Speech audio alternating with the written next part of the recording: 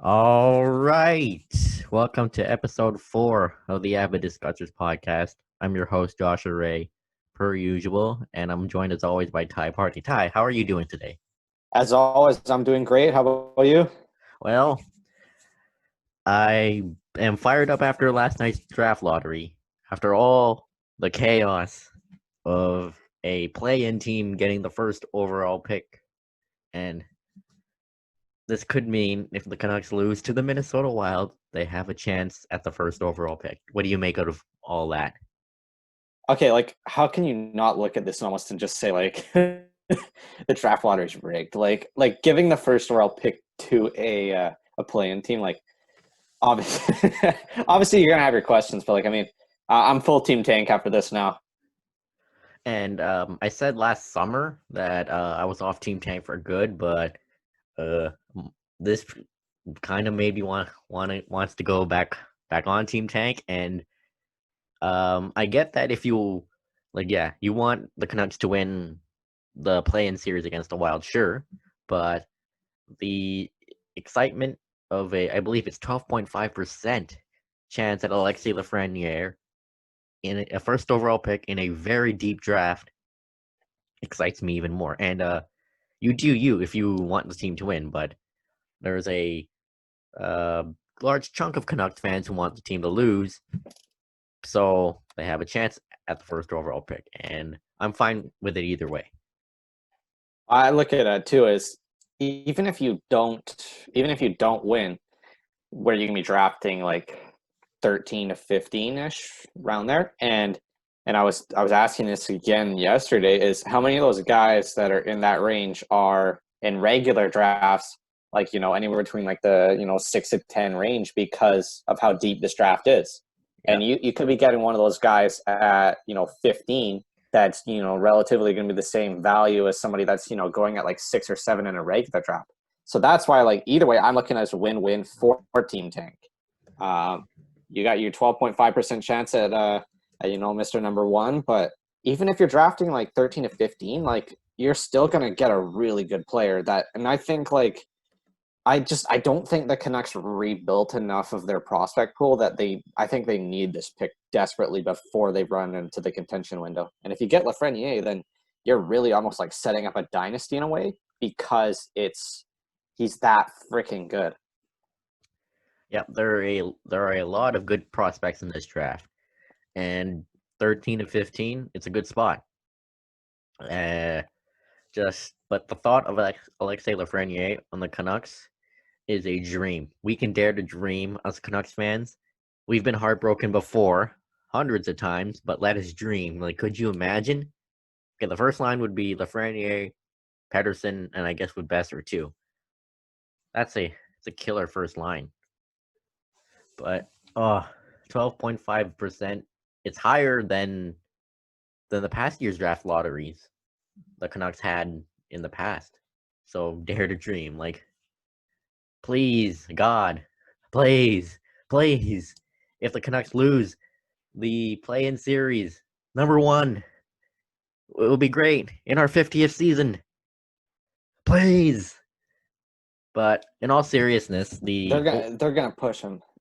Sorry, go on. but in all seriousness, the I really don't like the lottery system. Never really liked it, but this year they just made it worse. And I saw a tweet saying, uh, "Put up a system the fans don't understand. It's doomed to fail.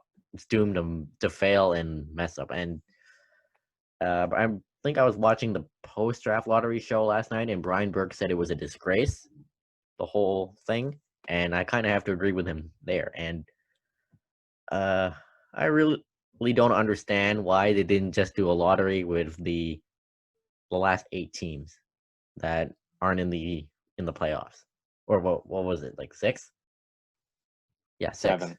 6 or 7. Yeah, and having a play-in team win the lottery is kind of a joke because you got Detroit, like one of the worst seasons in the salary cap era, and they fall 3 spots. They're still gonna get a good player, but that's gotta hurt for them.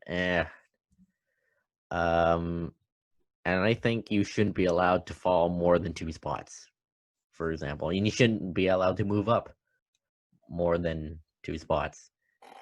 The draft lottery, many say it's rigged. I think it's just a strange system, especially this year. And playing team gets the first overall pick. Yeah, I mean, like, and again, like, I just see it happening that like he's gonna end up in like Montreal or Chicago or like one of these big market teams, and Oh. and it's just gonna be chaos because it's gonna like, well, how the hell is he gonna end up in like Toronto or Montreal or one of these teams that loses the play-in, or like even like Edmonton for that matter? Oh God, That's don't where he's even. gonna end up. That's where he's gonna end up. Oh yeah, like Montreal, I understand. Oh, they've been mediocre. Plus, he's a Quebec kid. But imagine him going to Toronto or him going to Edmonton. The hockey world will just burn. So, Oh, well, you gotta feel good for him because he has a chance to go to a team that's closer to a cup. but So, like also like if Montreal, what if Montreal regresses to the kind of team we've seen, right? And they beat Pittsburgh, and then he goes to like Pittsburgh. It's like, what are you? Oh man, yeah, like just seeing that happen, and there's nothing you can do about it. yeah. Imagine he goes to Chicago or something. That wouldn't be good either. Yeah. The system, it's a joke in my opinion, and they should have just done a lottery with the last 7 teams who have been eliminated. So, our Vancouver Canucks, there's a chance. Let us dream. Might not happen. Likely won't happen, but you never know. 2020 has been weird enough already, so you never know. Exactly. So let's move on to the rest of the matchups for the Eastern Conference, the top 4 teams. Um, let's start with the Philadelphia Flyers. Ty, take it away. Hang on one second. You start with Philadelphia. Yep. Philadelphia. Yeah, I did not expect this team to be. Okay, I got him. All right, sure. Okay, so for Philadelphia, they're a team again that I think they really got a big boost from their coaching change. He brought in like a new forechecking system, and nobody's talking about really. That was a big part of their offense. When I look at them, they had, let's see, so they had 7th in even strength wins per replacement, 12th in a power play, so they're above average at even strength, above average on power play. I think they did get a little bit lucky in offense, but realistically, you have to get a little bit lucky. Otherwise, you're never going to have a good offense. So they were, 6th in goals for with 2.8, and then they were 11th in expected goals for. So it's not like they got too lucky. Like a lot of their numbers are like suggesting like it's sustainable what they're doing. On defense, they were another above average team on defense too. 3rd in even strength wins by replacement, 13th on the penalty kill, 10th at goals against, and 12th in expected goals against. Their goaltending was about average, but they're, relatively, it's a really good defense too, and a really good offense. So they're one of those teams that like they're not.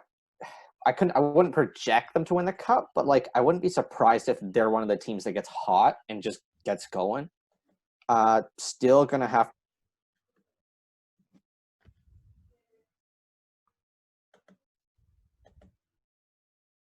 Oh, to, if I'm projecting them in, but with Washington, because I feel like Boston and Tampa are pretty clear as the top 2. yeah. Philadelphia, I didn't expect them to be this good, but once again, I think it's the coaching change. They brought in Alain Vigneault, former Rangers coach, former Canucks coach, the one that was the coach during 2011, and their defense has been, as you said, above average. And Ivan Provorov, one of the best young defensemen in the league. Travis Sanheim, he's a solid top 4 guy. Shane Gostisbehere, even though he hasn't been as good, He's been holding steady, but their forward core. I do like their top six, especially the first line with Giroux, Couturier, and Voracek. The the bottom six isn't bad, and their goaltending, it's good, especially with the young Carter Hart, probably the best young goaltender in the league or one of. So I wouldn't be surprised if Philadelphia goes far. It's not like I don't think they're going to win the cup, but you never know. And this team got hot before everything shut down, and if they get hot during the playoffs, you better watch out for them. I really like their decor though too. Yeah. You've got like Justin Braun is one of the more underrated defensive guys too. Matt Niskanen. Provorov's still a good two-way player, and Gostisbehere, he's declined a little bit, but he's not bad by any means. He's still, an above-average player. And Sanheim, he's bad. He's not as good defensively, but he's one of those players that he's profiled as a really good offensive player. So if you're putting him with one of those guys like Braun or Niskanen, his offensive play, it's going to level out because of their defensive abilities. So I really like their defensive core. What worries me, and just looking at, I don't have the numbers of their bottom six, but their bottom six kind of is the only worry I have for this team. I think that their top six can compete with, at least compete with everybody. Their top line can compete with anybody in the league. Their second line can compete with most teams. It's their bottom six is going to worry me with them. And they're probably league average goaltending, which that's going to worry me too. Yeah.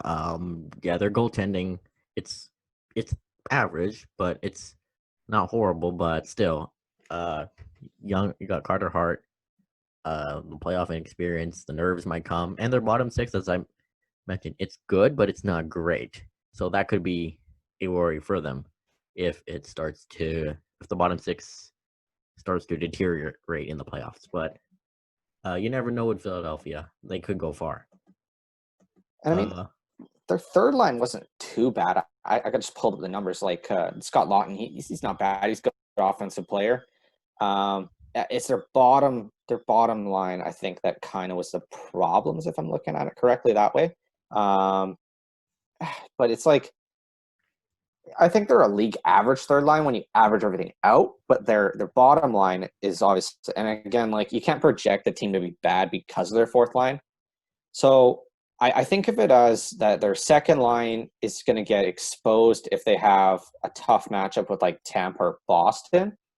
But any other team, like even like Washington, like their second line's not going to get exposed in that aspect too. So I think I probably see Philadelphia as a team that's going to win the first round, and everything past there is going to be, how good is their defensive core going to continue to play, and can their bottom six, man up and kind of cover up a little bit their problems.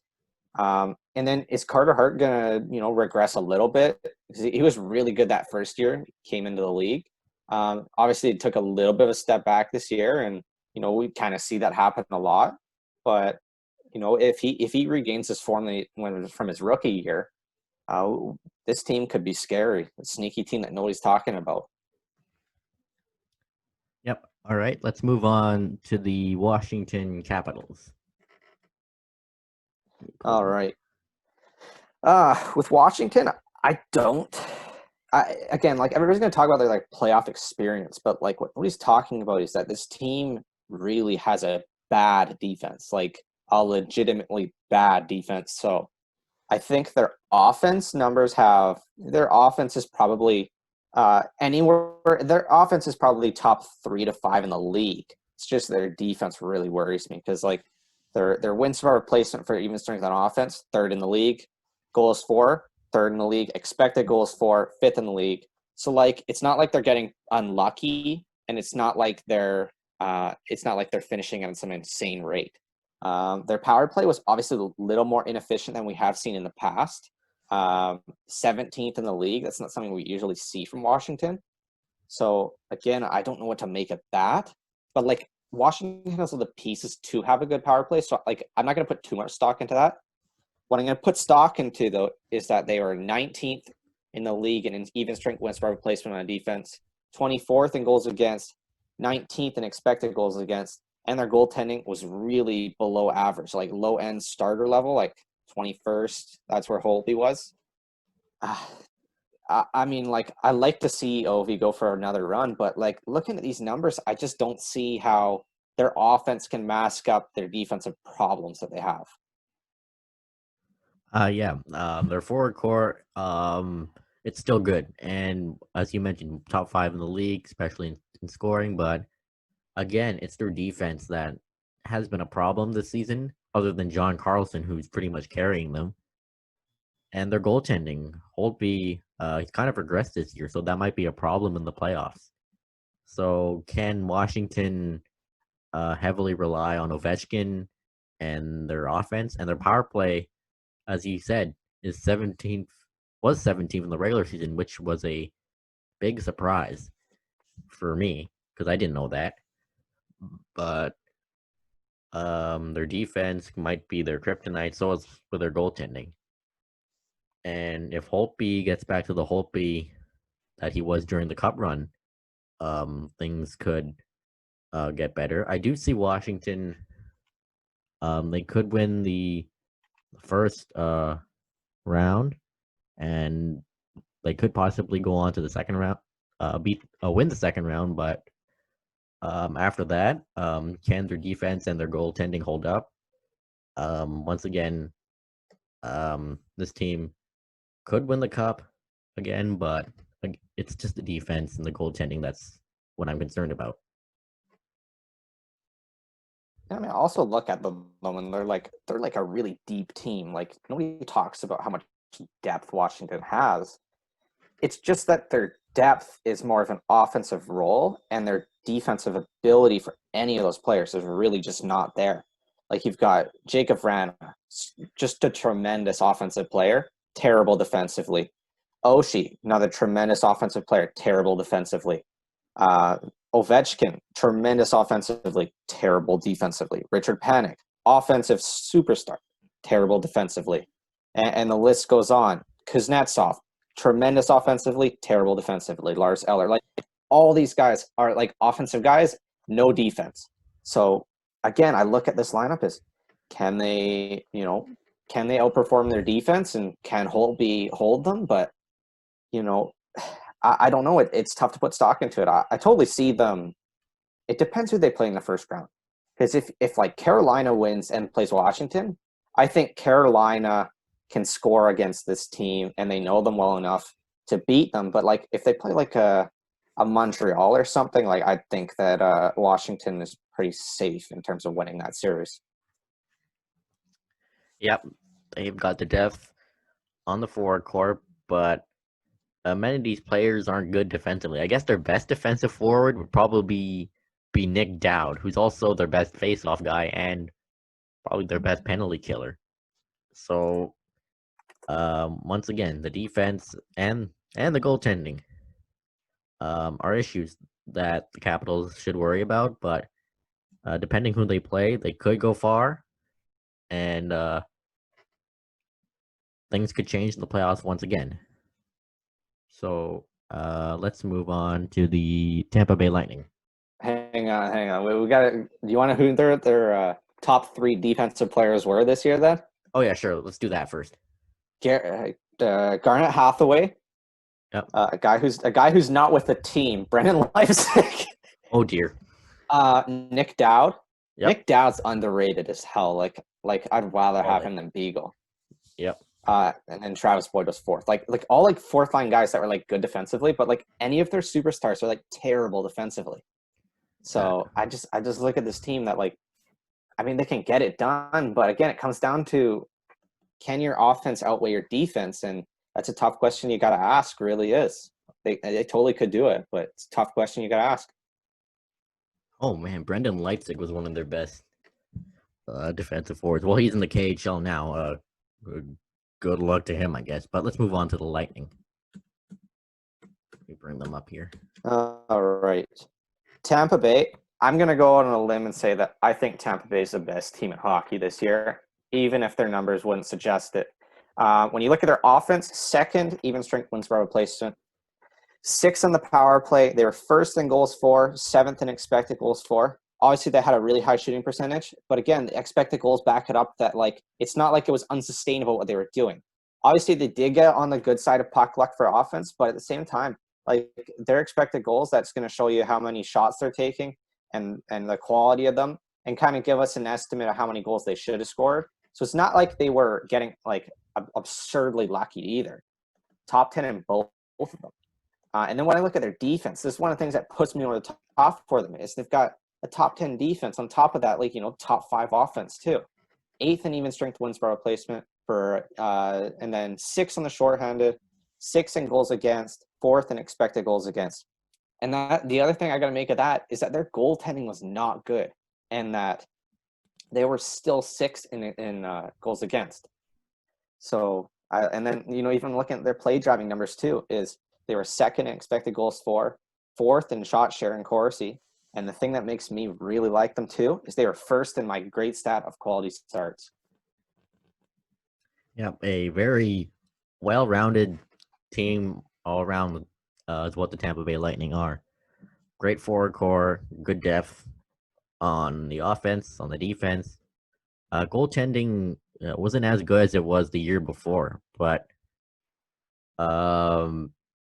the defense and the offense, the high-scoring offense, could cover it up. But it's a good team. Like last year, there is the possibility that they may choke in the first round again, and players like Kucherov and Stamkos, hopefully for them, they won't disappear. But I'm sure they would like to make people want to forget about last year and go for a cup for the first time since 2004. So Stamkos was on the IR when the season shut down, so that's another boost for them. Got a mixture of some young and some seasoned veterans, some young players and some seasoned veterans. Same with the defense. And Vasilevsky, if he once again hasn't been as good this season, but if he can turn up a notch in the playoffs with Tampa's elite offensive and defensive numbers, they could be on their way to a cup. I think that Tampa's deeper than Boston, but Boston has the goaltending matchup. That's how I look at, like, if those two were to play each other. I think if you're looking at from a projection standpoint, in the East, I see probably like 3 teams that I look at it to win it all, and I see those teams as Pittsburgh. I see Pittsburgh, Tampa, and Boston. Those are the 3 I see. I don't know. Do you see it differently? Sure. I pretty much see it the same, but yeah, not much to argue there. And I base it on the fact that, like, Pittsburgh is getting all these guys back, and like they were just like so hurt for most of the year that Pittsburgh, again, probably should have finished way higher than they did. But Pittsburgh was one of those teams that, like, they were so hurt that they never had a healthy lineup. You get them to the playoffs. They traded for Zucker, and look what Zucker is going to bring to that team. So I just see like Pittsburgh as a team that, they should beat Montreal, and then they'll get in the second round. I think it's going to come down to those 3 teams coming out of the East for me. All right. We good. Let's move on to the final team, and it's the Boston Bruins that we have previously mentioned. It's just like with Boston. Boston's such a good defensive team, and that's really what actually powers most of their team outside that top line. Because when I look at their offense, they were 18th in even strength wins, 15th in goals for. But what nobody's talking about is they were 27th in expected goals for. Benefited from a decent shooting percentage there. But the other thing to mention, though, is that they don't generate a lot of shots. And the shots that they, shoot from, a high percentage of those go in. On top of that, second best power play in the league. It certainly helps things when you obviously need to score an offense to win a game. When their defense, though, second even strength wins per replacement on defense, fourth in the short on the PK, first in goals against, first in expected goals against, and eighth in saves above expected. So their goaltending was there. Their defensive numbers were there. Their defense, I'd probably say, is the best in the league when considered their goaltending. We talked about Minnesota before, but Minnesota obviously doesn't have the goaltending really to top off their defense. Again, their defense really that's the reason that their expected goals are so high, and that's the reason their quality starts are so high. And I think that their top six is good, but I don't see Boston as a team that has a ton of depth. So it's going to come down to is that top line is going to neutralize anybody else that's playing against. Like you could put them on Crosby's line and probably neutralize Crosby or anybody really in the East. And I just look at it as that Boston's. I don't want to say like obviously I hate Boston, but like I'm going to say they're two in the East for me because of their offensive. Their offense just it's not. The numbers would just say that they should drop off from where they're supposed to be. And again, it's a matter of waiting for that to happen, though, because it seems like it never does. Yep, the Boston Bruins, President's Trophy winners. That first line of Marchand, Bergeron, and Pasternak, probably the best line in hockey. And they're a very good defensive team. And I guess that's what makes them really good, besides that first line. And Tuukka Rask, he's had a pretty good year. And Halak hasn't been too bad either. And one of the best power plays in the league. But again, it's that forward depth, especially that bottom six. Can they match up against teams like Tampa? And can that first line, they can't do everything. And they need depth if they want to advance far in the playoffs and win the cup, and which I don't want to see happening, but this team can go for a deep run, but it's the forward depth that worries me for Boston. And then there's the possibility of that first line being shut down by a team like Tampa or Washington, for example. And I think they're also the second best team in the East besides Tampa. So if they do meet Tampa in the playoffs, better go 7-game series because that'll be fun to watch. But overall, Boston's a very good team, but that forward depth, once again, it might be the killer. I mean, like also I think the weakness of Boston is like that up-tempo offense and like a Toronto in a sense. And Tampa kind of plays that style too. But like it's tough for me to say like Boston's not as good as like they should be because this has consistently been the Boston we've seen for years that they just have that top line. Their power play is extremely efficient. They play sound defense. Their goaltending is good.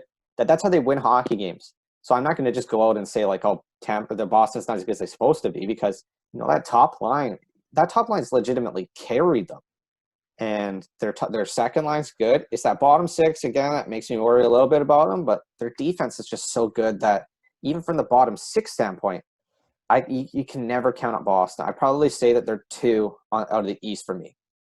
Yeah, you can't count this team out. As much as I hate this team, I think Boston, they have a good chance at winning the cup this year, and if they do, I'll probably throw up a bit. Actually, I'll throw up a lot, but don't sleep on this team. And yeah. All right, let's move back closer to home. Let's talk about the Canucks defense. And you don't have to be an analytics guy to know that the Canucks defense isn't good. And Quinn Hughes is the best Canucks defenseman. And if you don't agree with me, take a hike. So we've been debating, how should the Canucks defense be fixed?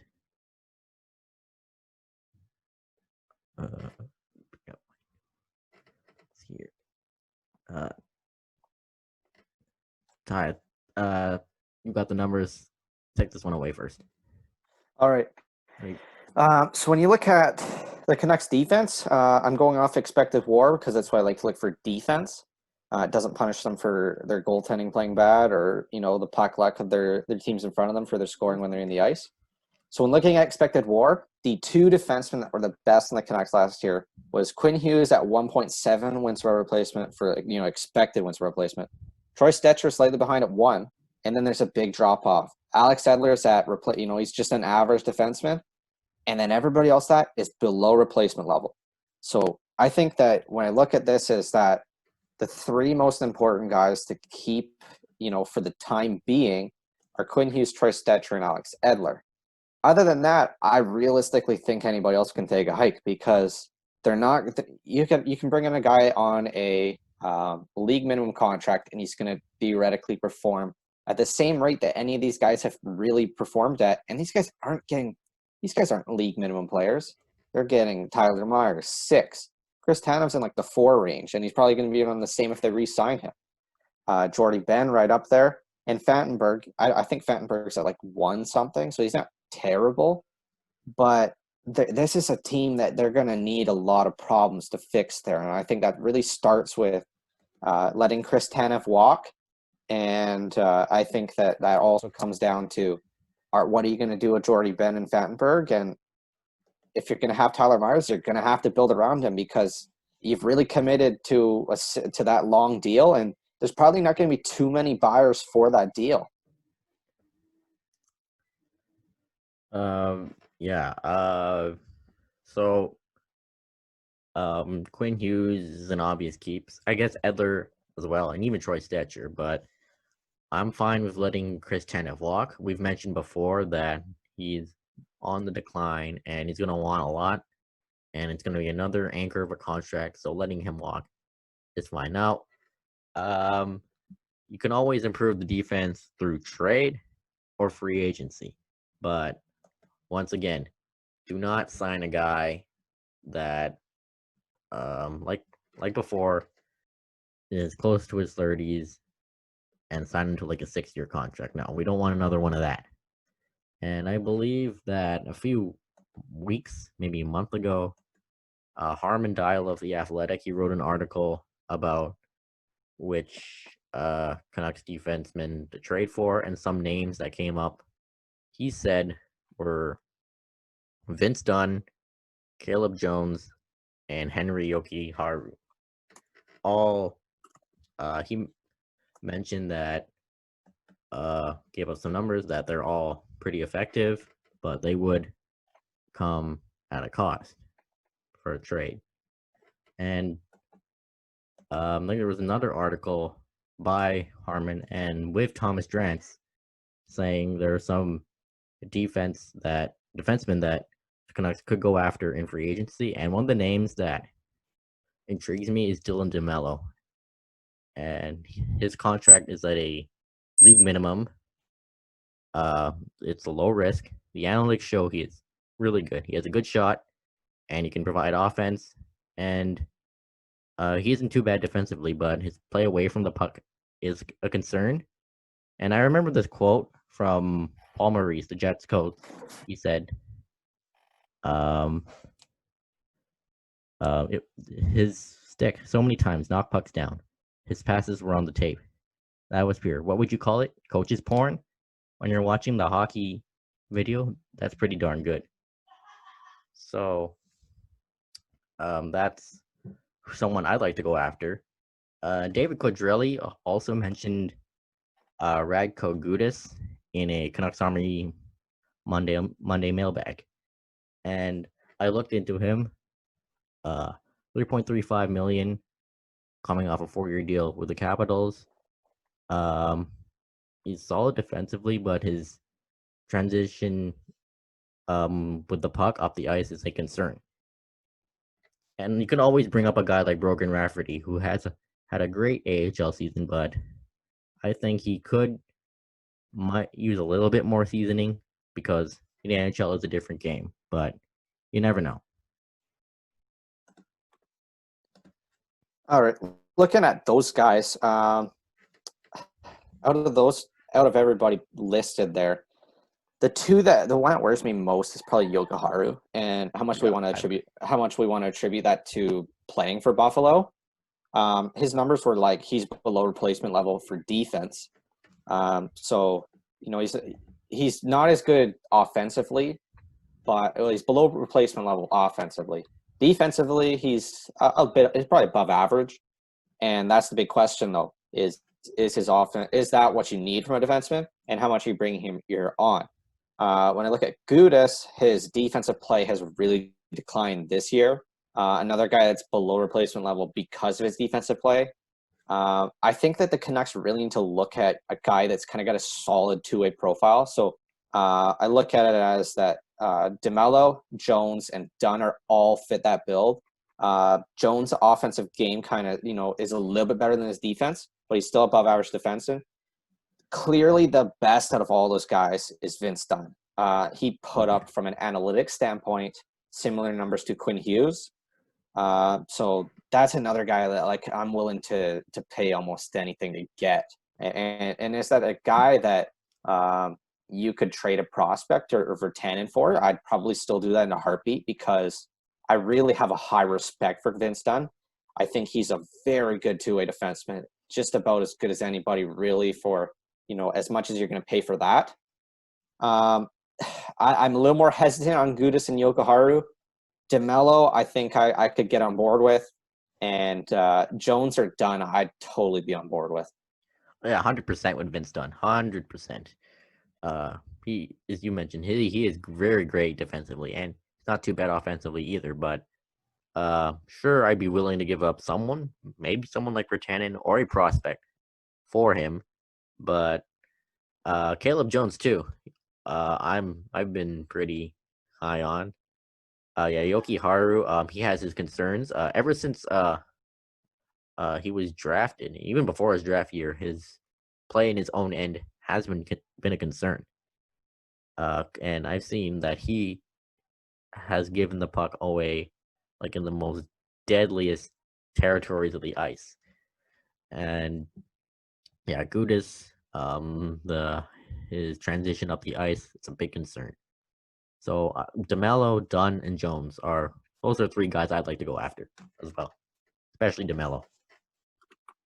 Do you have Gudas's transition numbers? I don't, but let me pull them up for you. You have the Patreon and everything, and I'm already paying money for this podcast to work. So, his possession numbers are terrible. Yep.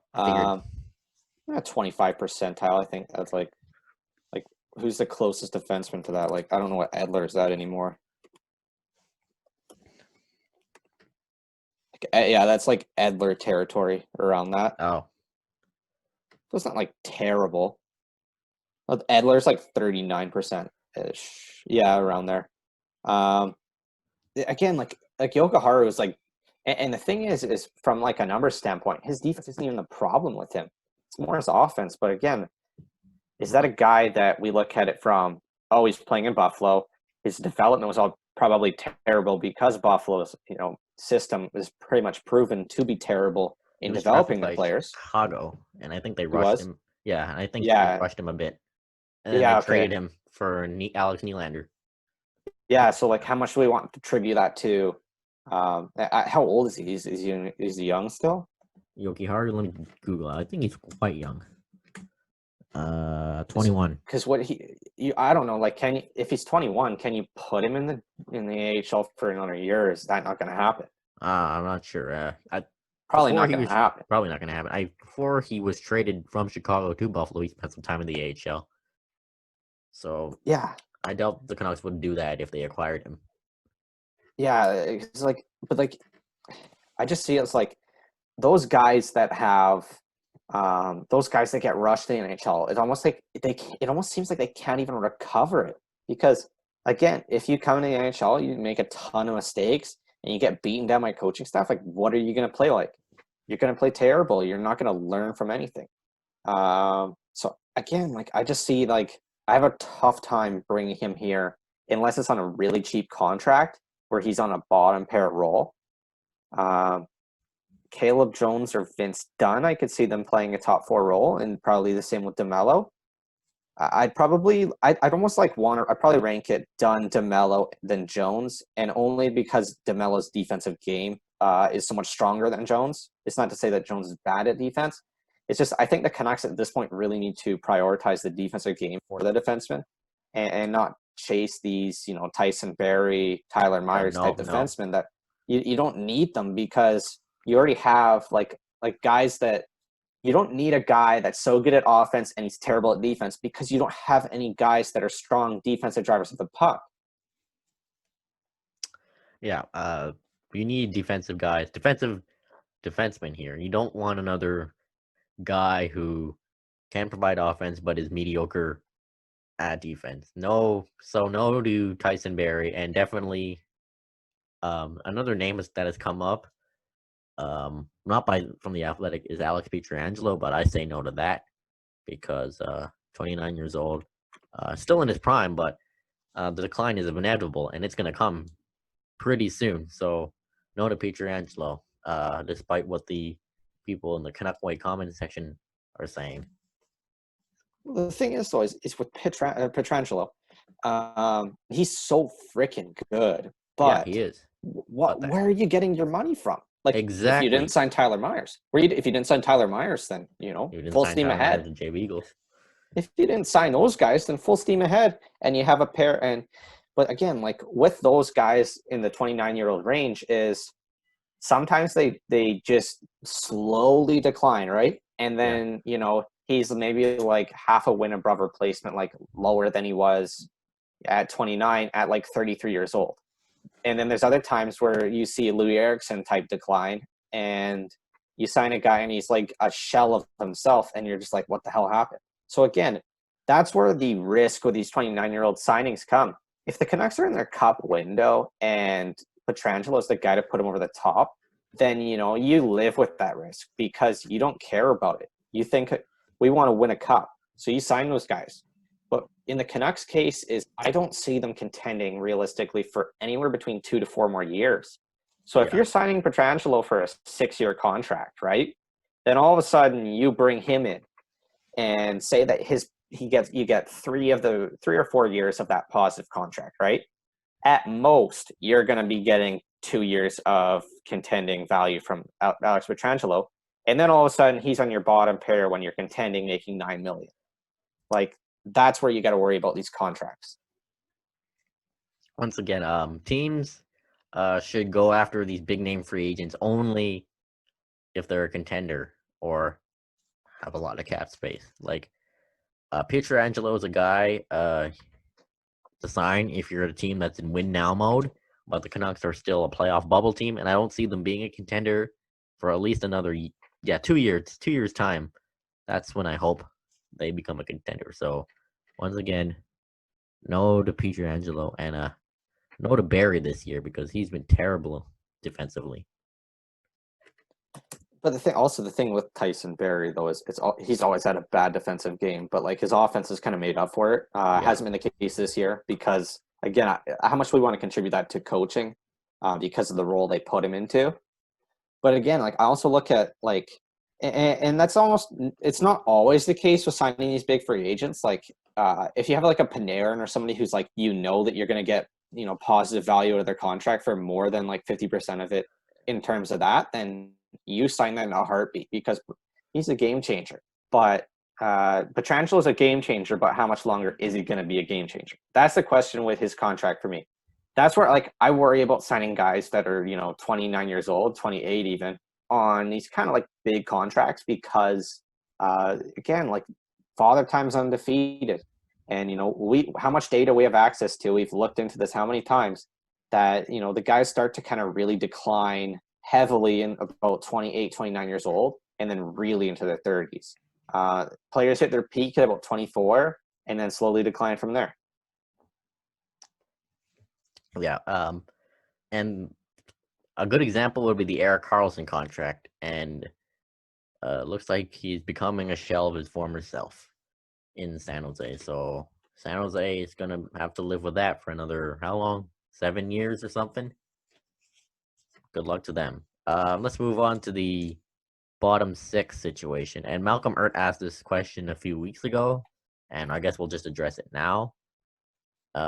He asked about how the Canucks would fix their bottom six situation in free agency, like in a perfect world, where guys like Beagle, Sutter, and Eriksson are gone.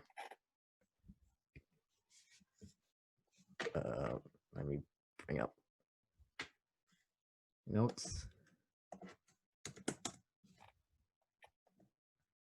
Ty, you want to take this one away? I was going to let you take it, and I was going to comment on the guys you had. I realistically think when you look at the bottom six, I think that your third line, if Levo's there, is a legitimately good third line. And I was looking into this yesterday, actually, or even this morning for that matter, too.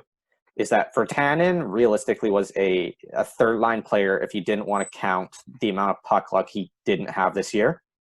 Even though he got 20 goals, like realistically, the number said he did get unlucky a little bit, and his defensive game was terrible. So when we look at his offensive game, though, he was like a third line winger, and Levo's two-way game was the third line winger, offensively and defensively. So again, Goddard wasn't really a third line center. So I know everybody's going to hate it, but like that's one place you can look. But the thing about Goddard is he can improve still. So that's one thing you got to look at too, is if you play him with Virtanen and Levo, say, I have a higher respect for Levo than I do Roussel. Is Goddard going to take a step forward in that aspect? Otherwise, that's a place you could possibly look and then play Goddard on the fourth line. I think if Ferland's healthy, Ferland is a really good left winger on the fourth line. Otherwise, Roussel too. But anybody on that center for Beagle, you already know where I stand on him. Sutter, Eriksson, not really a big fan of them. If Eriksson was getting paid like $2 million, like nobody be complaining, even like not even one word out of them because of that. And even Mott, for that matter, Mott's like not good offensively or defensively, but he's like such a good penalty killer that I don't have a problem with him playing on the fourth line. I'd like to hear if you have any free agents, though, and I could give you an opinion on those guys. I do. And I've looked into this not as much as I wanted to, but first name that comes to mind is Patrick Maroon, who plays on the fourth line with Tampa Bay Lightning on a 1-year deal. And from what I've heard, he's doing fine there. And I'm not sure what the analytics say, but from what I've seen, he's been pretty effective on the fourth line. But would he be willing to take another 1-year deal here in Vancouver, or does he want like a 2-3-year deal worth like $4 million or something? Once again, actually, but with the case with a lot of these free agents is you never know what they might be asking for.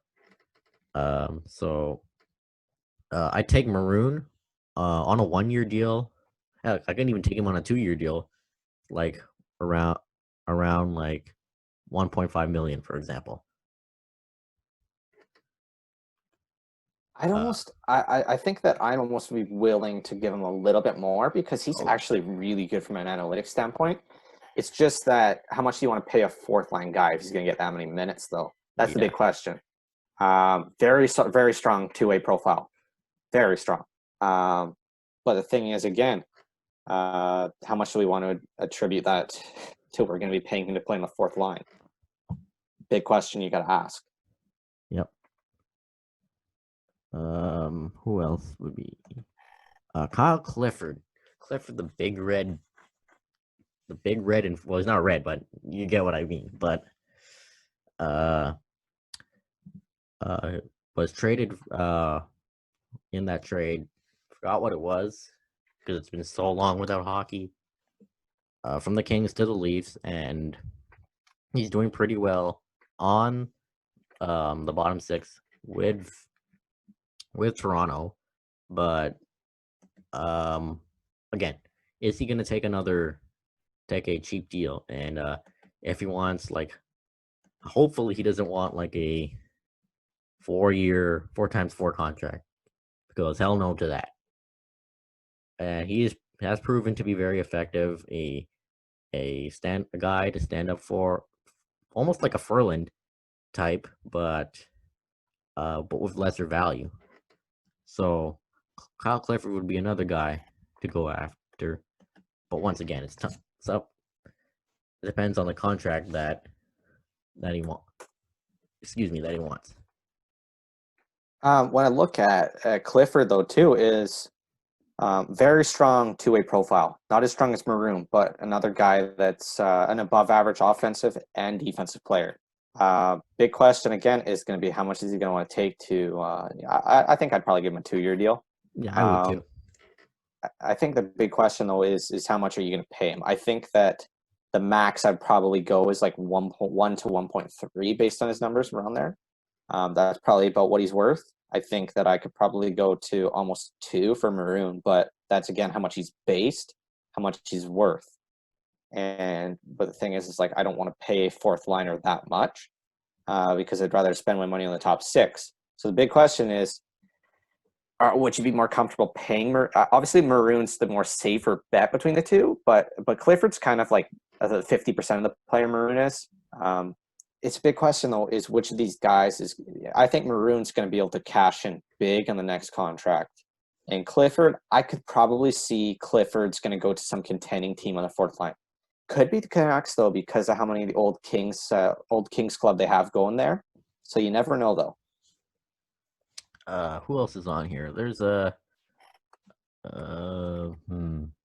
Melker Carlson, the San Jose Sharks. The other guy named Carlson. Got good off.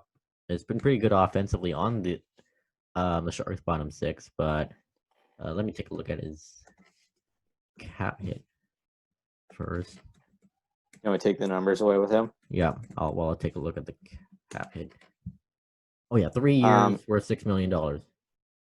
Yeah, no, I can't do that. Yeah, I'm not sure if I can do that, but he has been effective offensively. Not so much this year, but probably not for him. I look at Carlson as a guy that, he's probably an average defensive guy, but like he's a pretty below replacement when it comes to his offense. So again, like I just look at him as you shouldn't be paying that guy. I'd probably give him a league minimum contract, and that's as far as I go with him. Yeah, pretty much. But he's probably going to want a deal similar to what he had in San Jose. So I don't feel comfortable giving him that because he just, the way he performed this year, obviously, it doesn't prove anything that he's even close to worth that. Yeah, and not even just him. The Sharks have been on a steep decline this year, and he wasn't an exception to the rule. Yeah, those are pretty much all I looked into. There are a bunch of other guys, but I'm sure they're gonna want bigger contracts. So let's move on. I'm gonna go off here on Canucks Twitter. Go for it. I'm sick of the drama always on Canucks Twitter. Like, there's this this podcast and their narratives and whatever, and all that crap. And there's another thing I'm sick of. Like, people telling them they're not a real fan because they don't support Team Tank or they don't support Team Playoffs or whatever. Look, do you watch the games? Do you support the team? Do you wear Canucks colors? Well, you don't have to, but the first two are more applicable. Do you watch games and do you support the team? Do you watch regularly also? You're a fan, plain and simple. Stop telling people how to be a fan. I'm sick of it. We all have different opinions here. Hey, I don't like the Tyler Myers contract. That doesn't mean I'm a bad fan. You do you. If you like the contract. I disagree with you, but I'm not gonna disregard your fandom. You're not a real fan if you bandwagon teams. That's another story. And are you a fan if you flip flop? Yeah, pretty much. We all know the guy that does that. And you don't have to personally attack people because you disagree with them. This hasn't happened a lot now, but I've seen like summer 2019, people would um, tweet their profile pics of whoever they were debating with and say, "Oh my god, this guy looks like a mushroom or whatever." Just don't do that. Like seriously, I'm sick of it all. Sometimes That's a classic Benning Bro question. You know, that's what they would do, right? Yeah, yeah, yeah. I would debate them with facts, and then all of a sudden you get a profile picture your head saying your head is small or some crap, right? yeah, or this guy's fat or whatever. Like that's That's like one. That's it's one I've like seen. it's like I'm debating you about hockey. There's like nothing that has to do with it at all, right? Like I don't care. I'm not beaking you that you look like a mushroom. I'm debating you about Tyler Myers. Yeah, and uh, Classic Benning Bros. yeah. Well, yeah, I'm sick of the whole bros and No, it's true. Botch said it's true. That means it's true. yeah. I even muted the whole bitter bro, betting bro words on my Twitter, but I still see the words every day. Happens, right? Yeah, I don't like. We're all Canucks fans here, and sure, we might have different opinions, but hey, we cheer for the same team, and there's But if you're a podcast and you hold everybody else to a higher standard, why can't people hold you to a higher standard? That's my question too. yeah. And well, by the way, I've Don't seen worry, I won't go. I won't go off on it, right? Because like, you know, I was like heavily involved in that whole Canucks yeah, Twitter yeah. I'm thing. not even if you know, you know. That's what I'm gonna say. If you know, you know. If you don't know, tough luck. I don't. Here's another thing that I'm tired of hearing. Like the whole podcast wars thing. I've been It's hearing just a about. joke, man. It's just a joke. I don't care about Yeah, it. I know Like it's a joke, but I don't want this podcast to be involved in some drama. We're here to, um, we don't say anything wrong. Like we'll never be involved in any. yeah, we're here to provide our sports opinions and stuff. If you don't like it, that's fine. That's totally fine.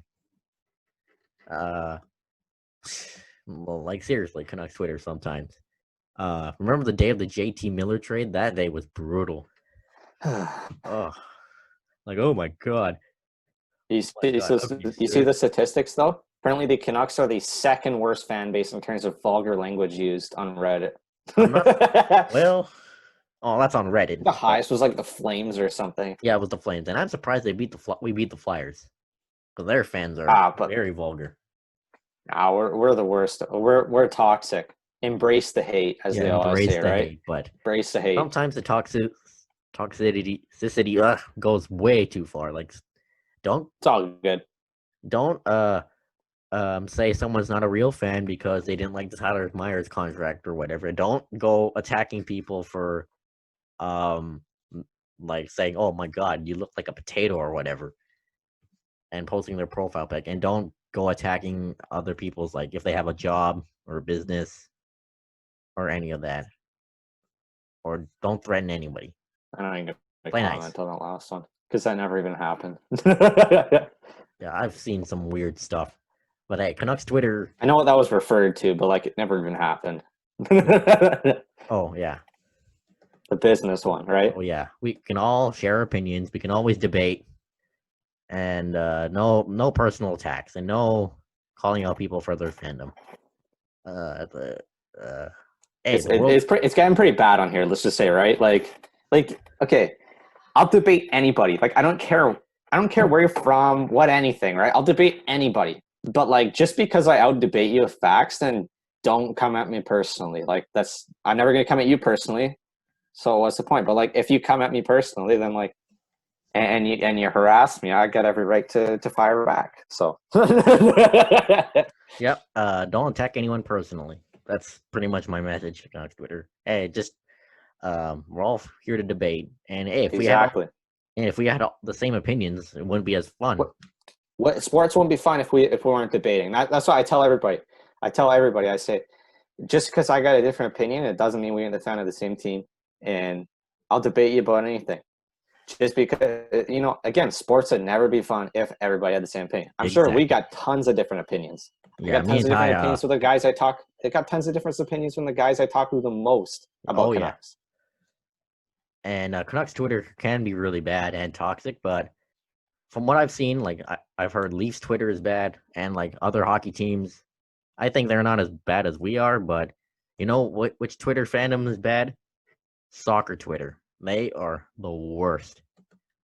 Chelsea Twitter. Twitter is pretty bad. Chelsea Twitter is brutal, especially after a loss. And it's not just a personal attack. People attack each other with racism and homophobia on there. Ooh. That's how bad it is. Well, at the same time, it's like I'm assuming Chelsea's the same way. Is that like you can't expect your team to win the Stanley Cup every year, even if they're like a mediocre team. You can't expect that. That's what I don't understand with some people. It's like people were complaining with the Seahawks losing the Packers. It's like appreciate that your team has made the playoffs like every year except for the last like one time. That one time. Appreciate it. Appreciate that your team is that good. Don't complain the whole freaking time. Yeah, and I didn't expect the Seahawks to beat the Packers, but they came close. And they're not really a Super Bowl contender anymore, but I was still pretty happy with the way the season turned out. Expectations are just too high sometimes. Yeah, and on Chelsea Twitter too. For years the expectation was really high because that team is one of the best in the world. But this year it's different because there's a transfer ban and their best player left. And I can't believe some people wanted Frank Lampard to be fired, even after like a few months in charge. So, yeah, they're even worse than Canucks Twitter. My voice is sore after that, so let's move on to NHL hub city. Vancouver is out as a hub city, and Edmonton and Toronto are the only Canadian teams left. And let's start off with that Edmonton video that the premier tweeted. That guy's a moron. Like, let's just say, and like, I won't get political between the two of Henry and him, but like, he's an idiot. Let's just say that, right? Like, it's not even a question. He's an idiot. The thing is like half of the stuff he tweeted in the video, like 4 hours away from like anywhere they're even staying. Yeah. There's absolutely nothing to do in Edmonton. Like, what are you going to do? Sit in your hotel and stare at some downtown? Like, there's nothing to do in Edmonton right now. Yeah. So West Edmonton Mall, I can't really think of it's probably closed. It's probably closed. It's probably closed. Well, except for the essential stuff. And like, what are you going to do? Like, play like one round of golf every day? Like, there's nothing to do in Edmonton. You come to Vancouver, you can fish. I don't know if you can golf. Like, there's just so much to do. Gross Grind will be open. And, like, you could close the Gross Grind down to only the NHL guys. Like, there is just so much to do. You could go fishing. Like, there's everybody. Golf, as I say before that, too. Tons of trails, tons of hiking, tons of biking. Your families could come here. I think that the NHL should have just been like, you know, like, what terms do you want and we will make it work in Vancouver instead of all their extra stupid stuff that they want. Like, Toronto has this law that has the ability to let us asymptomatic workers go back to work, and the NHL wants that for the NHL. And I'm just like, this is the dumbest freaking plan I've ever seen. Like, this is just stupidity. You're like, when you're asymptomatic, you're probably, I think, I don't know what the exact numbers of it. When you're asymptomatic, you're just as, the disease is just as contagious as at any point you have it. So why are you going to let somebody that's asymptomatic and just as contagious as possible play with everybody on your team, but not only the refs, the other team, the other coaches, your staff that you're walking through the hallway with? Like, it's such a recipe for disaster. If you let asymptomatic workers play, you're going to spread the disease to the point where you're going to have it shut down by the second round. And to add on to the fact of that is you're going to have guys that are sick and they're going to say they're asymptomatic. So it's going to be a mess. And to get into the fact that Edmonton and Toronto are the absolute best places they can go if Vancouver's not chosen. Yeah, that Edmonton video, I remember watching it. I was like, I didn't know Edmonton had mountains. Ooh, I didn't know they had lakes. And then the tweets after that were just hilarious. Daniel Wagner said, "Oh, this is my favorite Edmonton attraction. It's the Eiffel Tower." And I even tweeted. Yeah, I saw a bunch of those. I even tweeted, I can't wait for the NHL players to go to Edmonton. It's so nice, and it's just London, England. Yeah. Yeah. So Vancouver being out as a hub city is the biggest storyline here. And personally, that's okay. Dr. Bonnie Henry, she's been great. We all know that. She's handled this way better than a lot of other places around the world have. And there is that risk of a player getting sick and the disease starting a whole new wave. And we don't want that because Vancouver and BC, it's starting to flatten the curve. Well, pretty slowly, but cases are still happening, but not in high numbers. So I'm glad. And I'm not. I wouldn't say I'm glad, but I'm fine with Vancouver not being a hub city. And I think, as you mentioned, Ty, that the NHL should have negotiated with the health officials, saying, "Okay, we'll do it this way, and but we'll make it work, and all that." But it's all right with me. Safety first. Better safe than sorry. Yep. So, Edmonton and Toronto, two Canadian cities. Toronto, from what I've heard in Ontario, their cases are spiking by the hundreds. I'm not sure, but I mean, to make it not as political as we can, right? It's just the laws they have enforced. Yeah. Edmonton works, but it's a strange one, especially after that video. Again, though, like it is Edmonton is, if you want the safe, if you're talking from a pure safety standpoint, is Vancouver Edmonton, and it's not particularly close.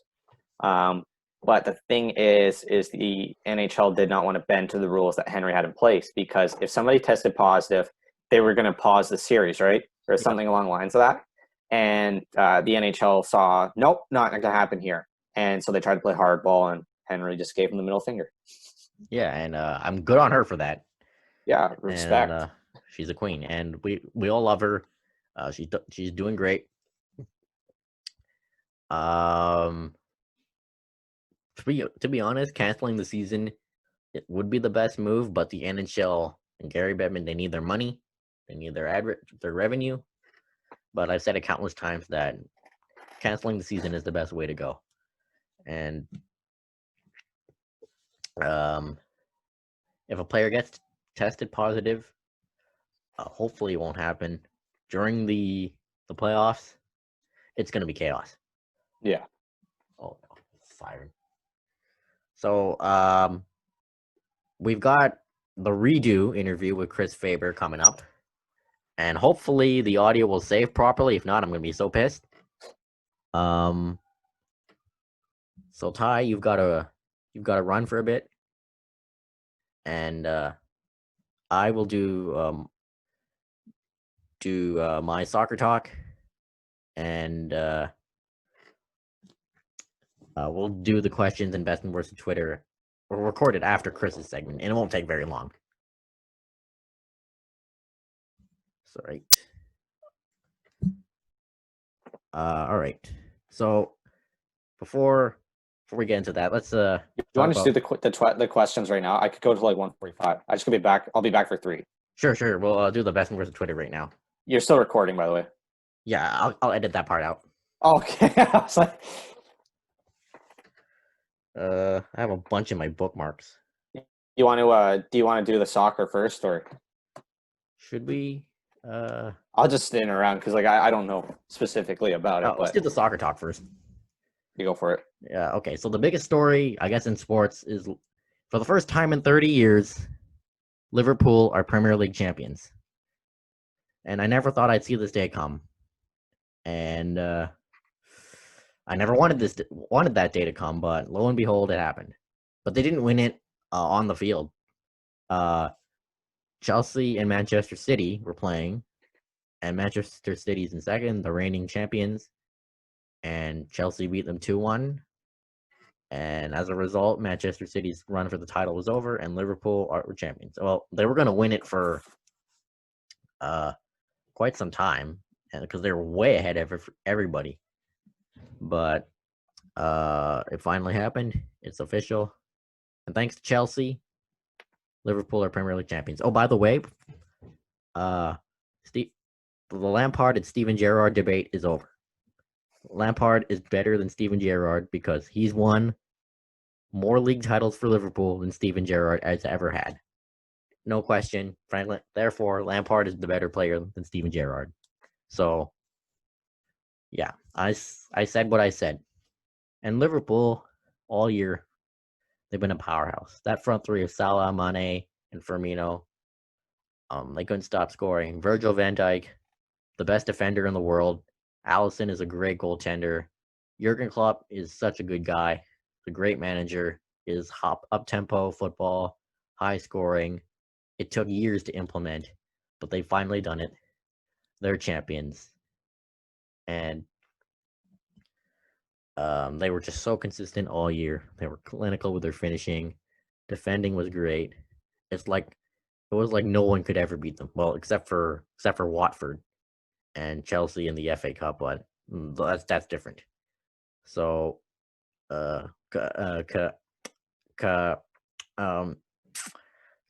congratulations to Liverpool, and you're welcome from every single Chelsea fan. Lampard is better than Gerrard. That's all I have to say about that. All right, time for the best and worst of Twitter and question period. So let's do this quickly. There were a bunch of good ones about the draft lottery yesterday. Here's one from Bailey Broadbent at Bailey Broadcast with a gif of the Homer Simpson Bush meme. Canucks fans before the draft lottery. Was a Canucks logo on Homer's shirt. Canucks fans after the draft lottery, a Minnesota Wild shirt. Team Tank, baby. And here's one from Taj. He says, saying way too much negativity on Canucks Twitter with people wanting to be against the Wild because they don't think the Canucks will win the lottery. Stop being so negative and cheer for the team to lose. Ouch. I love Taj. Kyle Bukauskas. I got a blank space, baby, and I'll write your name. Yeah. The number 1 overall pick is a blank space. Sam says, rip to the greatest tank ever. Feel bad for him like that. Yeah. That was the greatest tank in history, and you picked 4. Down Goes Brands pretty much summed it up. This is so bad, but also so good. Here's a really good one. Someone DM'd Zach Boychuk. Oh, I saw that. Can I ask you a quick question about home workouts? He says, yeah, what's up? I've been doing a pretty common workout routine, but I wasn't aware if it's safe to use grandma every day. And he replies with grandma, and replies with grab my balls. Saw that. Classic. Oh yeah, Seattle's arena name has been revealed as Climate Pledge Arena. Strange name. Then Vanessa Jang says, can confirm NHL Seattle's mascot will be Recyclops. And it's a picture of Dwight from The Office. That arena looks like a Joker's lair or something. Yeah, it looks like a villain's lair or something. Yep, Frank Lampard has 1 more league titles for Liverpool than Steven Gerrard. That's another one. Here's another one with a SpongeBob meme. I can't believe millennials and younger generations are so progressive and radical. What we watched as kids. It's SpongeBob tearing up the Krusty Krab saying, I will dismantle this oppressive establishment board by board. Hey, I'm no communist, but still. Here's a really good one. A meme. Jim Benning is a good GM because he drafted EP, Hughes, and Bezer. Small brain. He turned Goodbranson into Pearson. Bigger brain. Oh. He traded and bought out Spooner for New York Rangers so he would have $600K more cash space to sign Panarin away from the Avs. Big brain. Yeah, I'm not even going to comment on. I'm not even going to comment. That was a weird tweet. Oh yeah, the Hockey Hall of Fame inductions were announced. Joe McGinley. I'm going to get too riled up about that. Like, just so stupid. It's just a bunch of old boys club. Yeah, and then Trevor Martins of TSN 1040 says, Kevin Lowe, really? Yeah, pretty much. Kevin Lowe. Old boys club. Yeah. Chris Conte tweeted a picture. He had a screenshot from playoffs in Edmonton, that video. Then he just shows some pictures of like a bunch of people in the tropical resort and it says, just loaded up my Magnesis car. This is going to be fire in Edmonton. Hashtag NHL. I give him such a hard time about that. Yeah. Conspiracy theories claim that Mayan doomsday calendar was wrong. The world will now end on June 21st, 2020. Then someone replied with Mayan shooting from 0% from the field. Yep. Yeah, don't trust the Mayans. Oh, here's a good one. Welcome to the Hockey Hall of Fame, Louis Eriksson, and it shows him sleeping. Yeah, I bring him mean, in on. there's an empty netters category. There has to be an empty netters category. So, Put him there. yeah. All right, let's get to the questions. Tessa asks, how messed up would the Canucks be if the cap stays flat the next 3 seasons? They're. I'm gonna say this as politely as I can say. They're fucked. All Like right, that's like we'll the put the E on that's that. like the best. That's the best way to say it. Is you have Tyler Myers now, right? So like the cap's not going up at all. So realistically, you're gonna have to look at it as that Hughes and Pettersson are gonna take bridge deals. And imagine being the next GM to come into a team that just has his 2 best players on bridge deals, ready to cash into a big long-term deal. They are screwed. Yeah, they're screwed. If the cap stays flat next season, I hope there's some compliance buyouts. I don't even think there will be. Like Bettman supposedly hates doing that. Yeah, and there should be. Yeah, Tyler Myers, that contract is not going to look good, JP. But I know people are going to be arguing. But again, But again, like also like Myers will never get bought out because Benning doesn't like to admit that he's wrong. yeah, but people are going to be arguing with us like, oh, but Sutter's going to come off the book in 2 years or whatever. Ericsson's going to come off the book in 2 years, but still, Nope. Jay Beagle's going to come off the books, but nope. Tyler Myers contract, Jay Beagle's contract, yeah, sure, that's going to come up with 2 years, but the cap is going to stay. If the cap stays flat for the next 3 years, and Hughes and Pettersson, they're going to need new deals. I think at the end of next year. So it's going to be tough to sign them to long-term deals. Well, they deserve them. They both deserve long-term extensions. And from what I heard, Pettersson's going to want. Rick Dollywall tweeted like this a few months 9 ago. to 11? Yeah, 9 to 11. And he's worth it, but Probably going to be close to 11. but can the Canucks give him Even that? on a bridge deal, like what's he going to be on a bridge deal? Like maybe like 9? Probably. Yeah, so the Canucks So, are like, fucked. realistically, cough up the extra $2 million and have him for 10 compared to like 2 or 3. Unless they can somehow play 5D chess with the cap. Yeah, they're fucked with the cap. Like just the cough up the extra $2 million. That's what so many GMs don't understand. Is it's an overpayment at the start, but because of the cap always going up, pretty much at least in 3 years, it will start to again. Is you cough up that extra $2 million, and all of a sudden that's a value contract. Like the last like 3 years of his deal happened with McKinnon, Pastrnak. It happens everywhere around. Yeah, so yeah, Canucks are going to be screwed if the cap stays flat for the next 3 years, and if there are no compliance buyouts. Yeah, that's why they shouldn't have signed Tyler Myers to that contract. And how are they going to pay Hughes and Pettersson? So, yeah. Next question from some guy named Lee Powell, baby. Lee Powell. I don't know what's the deal with him. You can fill me with this off the air. Lee Powell's a beauty, though, right? Lee Powell. Yeah. Shoot, where was it? Oh yeah. Like the logo, are you guys happy with the name? Not saying it's bad at all. Just does it roll off the tongue and brand easily? Well, I actually Josh. I like the name. Credit to Thomas Drance and Pat Moore, who said free advice. Avid Discussers would be a great name for a Vancouver sports podcast. And it comes from a tweet of Markstrom's agent, Pat Morris, saying the contract is going to cause a bunch of avid discussion in Vancouver, which it has. And I thought, hey, avid discussers. I always wanted to start a podcast. I'll take it. And Drance said, best of luck to us. And I'm not going to change the name. And I think it rolls off the tongue well. And oh yeah, shout out to Ben Steiner for designing that logo for us and new header. Yeah, I had to go and thank him for that one. Thank you. I'm not the best graphic designer. Graphic design is my passion. He's a much better designer than us, so thank you. And if you want to learn more about university sports, please go ahead, follow him on Twitter. He is the U Sports expert. So yeah, the name, I'm not changing it. It's pretty much the name I've been looking for like a year when thinking about starting a podcast. And I'm glad I saw Drance's tweet, and I think it rolls off the tongue well. And hey, who knows? it would look good on t-shirts in the future if we ever reach that point. So yeah, I'm not changing the name. I like it. It rolls off the tongue well. Yeah, so that wraps up today's episode. And as always, leave us a review on Twitter and Facebook. Constructive criticism and feedback is always appreciated. We're always trying to improve. You can follow the podcast at Avid Discussers on Twitter and Instagram.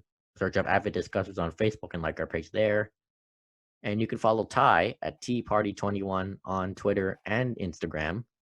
And me at Joshua Ray 91 on Twitter and Instagram as well. So hope you enjoyed this week's episode, and we'll see you next week. Computer. All right, everybody, welcome back. My voice is better. So we originally did an interview with this guest last week, but for some weird reason the file disappeared. But hopefully this works this time, because if it doesn't, I'll be so pissed. But anyway, our first featured guest is the man who has helped me and Ty get this podcast off the ground. And this is our way of repaying him for having him as our first guest. His name is Chris Faber, and he is a writer at Canucks Army and the host of the Canucks Conversation podcast. Chris, how are you doing today?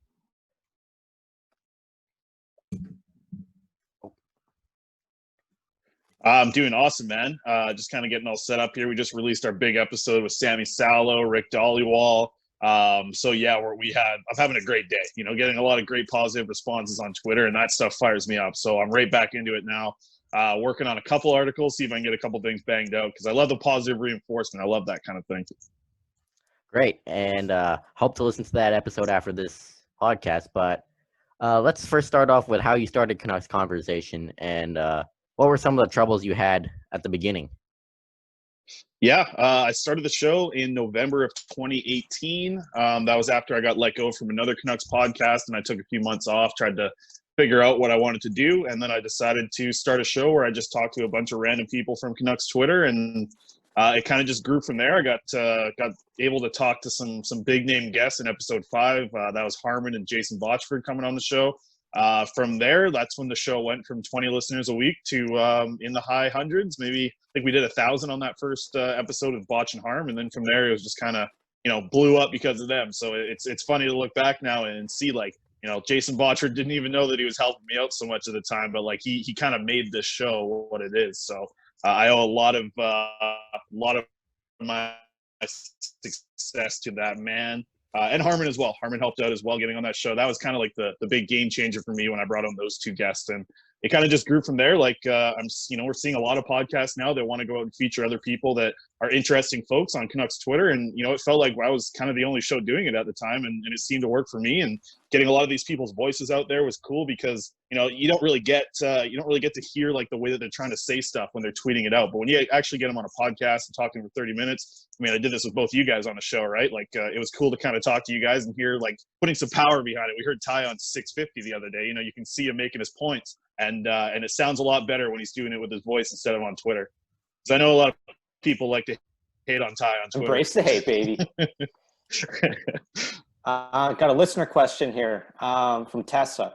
What did you do to improve as a podcaster over time? Yeah, you definitely need to listen back to a lot of your stuff. You want to listen to other podcasts. Like I'm a podcast fanatic, man. I drove around from my house to Vancouver to see the girlfriend yesterday. I listened to 3 different Canucks podcasts in those 2 drives. So it was kind of nice I love podcasts. I love listening to what other people are doing. I love, seeing what works for them, what could work for me, and listening back to your own stuff is huge. But failing and having podcasts that didn't make it, I think taught me a lot. And you just want to continue to put out a good product that, people want to listen to, right? You don't want to be bitching about stuff all day on your podcast. That's not fun. Nobody wants to hear that. Make it exciting and just learn from your own successes and your own failures. I think you can learn a lot from both, and just continually try and improve. And it doesn't hurt to have good guests on your show. That definitely helps the podcast. Rob Fay asks, how are you handling all this fame? Yeah, Rob Fay, of course. That's a good guy to talk about fame. He's a legend, man. Rob Fay is one of the nicest guys I've met in the Vancouver industry. He came and talked to our class at BCIT, our sports journalism class. He was probably one of my favorite speakers that we had. He's had me on his show a few times. And yeah, I owe a lot of the fame to him, I guess, if you want to call it that. He's been a big supporter of mine. I was supposed to work with him this summer, actually, with the Vancouver Canadians. It was funny when he came to BCIT and spoke to our class. He was like, oh, like as he was kind of leaving, he's like, by the way, we're looking to take an intern. I'm going to leave my email here if you guys want to send me an email, and we'll go through some of the resumes that you guys have, and we'll see who'd be the best for that job. So I texted him before he even left the damn building because I had his phone number. And I was like, hey, Rob, I want that internship. I need that. That's my summer job to keep me here in Vancouver. And he's just like, oh, really? You want this? And I was like, hell yeah, dude. He's like, all right, let's make it happen then. I was just like, perfect. So I was really excited to work with Rob. He's an absolute legend, man. I like that Rob Fay Nation show at night on TSN got me through so many night shifts when I was working at the mill, which was a lot. So I would call in every single day to Rob Fay Nation, which was on from like 10 o'clock till midnight. And the guys at the mill, they all loved it. They would all be listening. And then Faber from the compactor, because that's the part of the mill that I used to work in. I would always call in from the compactor, and you'd hear like the straps getting strapped, wood being banged together. And like I would call into Rob's show, and he was totally cool with having me on. So, it grew a lot from there. And obviously getting to do Canucks training camp this year was huge. I still remember like tweeting out pictures of Olli Juolevi and tweeting out videos of Jake Virtanen struggling to skate. Like all those videos blew up.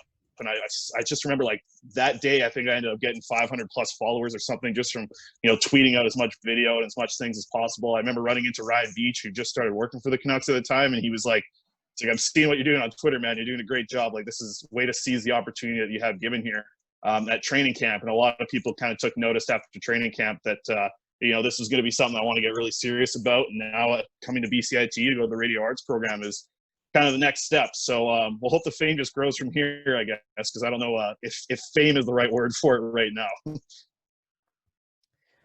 And so you write for Canucks Army, and your co-host David Quadrelli is the managing editor. How is he as managing editor? Oh, he's horrible. He doesn't do anything. He just puts out mailbags every week. No, I'm just kidding. He's Quads is awesome, man. We got a good friendship ever since I moved over here and actually got to meet him for a few times in person. I think we met once before that. But it was nice kind of getting to the studio with him. And when Canucks Army was looking for a managing editor after Jackson stepped down, like the only real option had to be David Quadrelli, right? I mean, he did a great job at the Canuck way. Josh, I know you worked with him there. He was really good at giving feedback, even for like us who are good buddies. Like he'll send me just like a full page of feedback, that some people might take as like, oh, screw you, man. You're like telling me how to write. But Dave knows that I like to actually get that kind of feedback. I think I'm a pretty good talker. I think I'm an okay writer. So that's something that I kind of need to work on quite a bit. And Dave does a great job of setting that up. And I like the vision that he's got for Canucks Army. He's kind of wanting to bring it back to the glory that we saw years past in Canucks Army days when JD Burke was the managing editor, Thomas Durant. Like those guys made Canucks Army what it was, right? And we're trying to kind of keep the flame going that they started. So he's an awesome editor. I think he's brought in some good guys to the group, and we're kind of assembling a little bit of an all-star team, I think, right now. I'm just excited to see where we are moving into the future. He's awesome, man. He's a great managing editor. That was when JD Burke, when those guys were writing, that was really when I, took an eye for analytics. So I really can't thank those guys. Now that was some of the best articles, and seeing it kind of return to those days, it's been pretty awesome.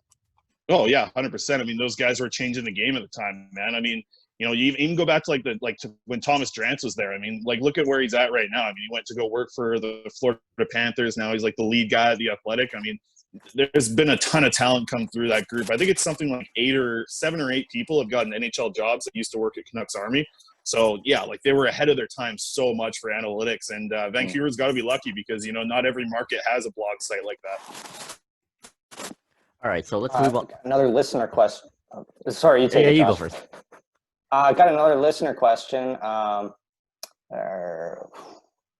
much feedback, or do we just edit this out, Josh? Edit it out. That's the worst thing to hear for a podcast co-host is edit this out. Quad says it all the time. I never edit it. I'm not whatever you're gonna ask. I'm not editing this out. Yeah, exactly. I think Quads yesterday on the show said I got rammed or I don't want to get rammed in the rear. We were talking about the goats at my farm. And he's like, edit this out. And I'm like, oh no, dude, I'm clipping that. I'm saving that one for sure. On to the next question, I guess, then. Now on to the Canucks, obviously. Before the season passed, what were some main takeaways you had from this team? Well, it was definitely a big year for a lot of players that needed to take a step. I mean, love the stuff that Jake Virtanen was doing this year. Jacob Markstrom obviously kind of solidified himself as definitely a top 10 goalie and arguably a top 5 goalie, and some would argue a Vezina Trophy guy. So, seeing those guys take huge steps this year was awesome. The young players got better, but the biggest takeaway, I think, from this season and just seeing it actually happen in front of your eyes had to be what Quinn Hughes did in the defense. I mean, he completely revolutionized what this defense core was in the past. We've just never seen a guy been able to do this in a Vancouver Canucks jersey, and to know that we have that guy for the next foreseeable future, like I wish that they brought back the 20-year contracts. I would sign that to Quinn Hughes in a second. He's going to be amazing in the Canucks jersey for as long as he's here. And I think that's kind of the biggest shocker that I had this year because, last year he came in, he was pretty magical in the few games that he played, but I don't know if he was going to be able to keep it up for a full season with his, smaller body type and maybe prone to injuries a little bit, especially the fact that didn't he come into Vancouver like last year with a limp, right? Like he just blocked that shot at Michigan and he came in already kind of injured. And it was like, oh, here we go again, like one of these top prospects. But he's able to stay pretty damn healthy throughout the season. And, I think he should definitely be in the running for this Calder. I hope that he wins that thing over Cale Makar. For sure. Sure. And what did you make of all the draft lottery drama yesterday and the whole Canucks Twitter going into a frenzy? Like, let's go back into Team Tank. What do you make of all of that? Yeah, those guys on the Team Tank side had a field day yesterday. That was like their Christmas, it seemed like, when the 12.5% came up. And, I look at it and I was actually just working on an article right now. And the way I'm starting it off is like, it's a win. Like a lot of people are like, oh, it's a win-win situation, right? But, it's a win possible situation, right? Like the Canucks don't win draft lotteries. So the fact that their name was not in there is kind of the best thing that could have happened, right? Like having that team win and having the Canucks with a 12.5% chance if they do lose to the Wild is probably the only way that the Canucks could ever end up getting a first overall pick. So like this is, I guess, the best situation if you're going to kind of root for that. And I know that a lot of people are arguing like, okay, playoffs is huge. It definitely is. Like, man, if this Canucks team can go and win that first round, not only the Wild, like go ahead, beat the Wild and then win another round, that's huge for the team. But let's look at this kid here at number 1 and Alexis Lafreniere. I mean, we saw what he did at the World Juniors. This kid is unreal. I mean, if he's added to this Canucks core, like that's making a serious mark on what this Canucks team can do in the next few years. I mean, it's almost crazy to think about what that, man, I'm almost getting shivers thinking about like what would that first line look like if you have Lafreniere and Pettersson and Miller together? Like, cool. And then, that opens up a lot of different opportunities for them to kind of move forward because, Lafreniere is going to be locked up at under $1 million for the next 3 years with that rookie contract. You bring in guys like Höglander, you guys bring in Podkolzin. I mean, like it would be huge. It's, it's not the most likely situation, but winning the Stanley Cup is neither. So I have time for both sides of the argument for sure. I think that it's going to be huge for these guys to get some playoff experience, but it's probably bigger for them to land a Lafreniere, right? I mean, it's just the 12.5% is hard for me to really jump on that train because it's, the Canucks have had a decent chance to even move up or stay steady in the NHL draft, and they always seem to drop. So I'm not going to fully invest in the 12.5% yet. Okay. Ty, with the next What do question. you guys think? You guys went off on the podcast. What do you guys think about this? You go first, Josh. Yeah, oh, yeah. I want to go back on Team Tank now. You know that meme where the guys are like, let me in, let me in. Yeah. That's what's me. Like, let me back on Team Tank. I know I left last year, but 12.5% chance it's higher than the past few draft lotteries. And imagine Alexis Lafreniere on the first line with Elias Pettersson. It is a dream. Like, could you imagine this?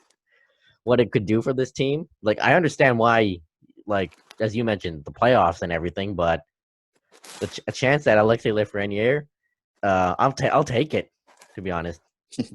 Yeah, but at the same time, it's like, the door's already closed. You can't jump back right on here. Like, we've been here the whole time. So I'm closing the door. No, all right, fine. All serious, it's like I'll still be knocking. I mean, like, I look at this, and either way, I think of it as if the Canucks lose, say you draft anywhere between 12 and 15, right?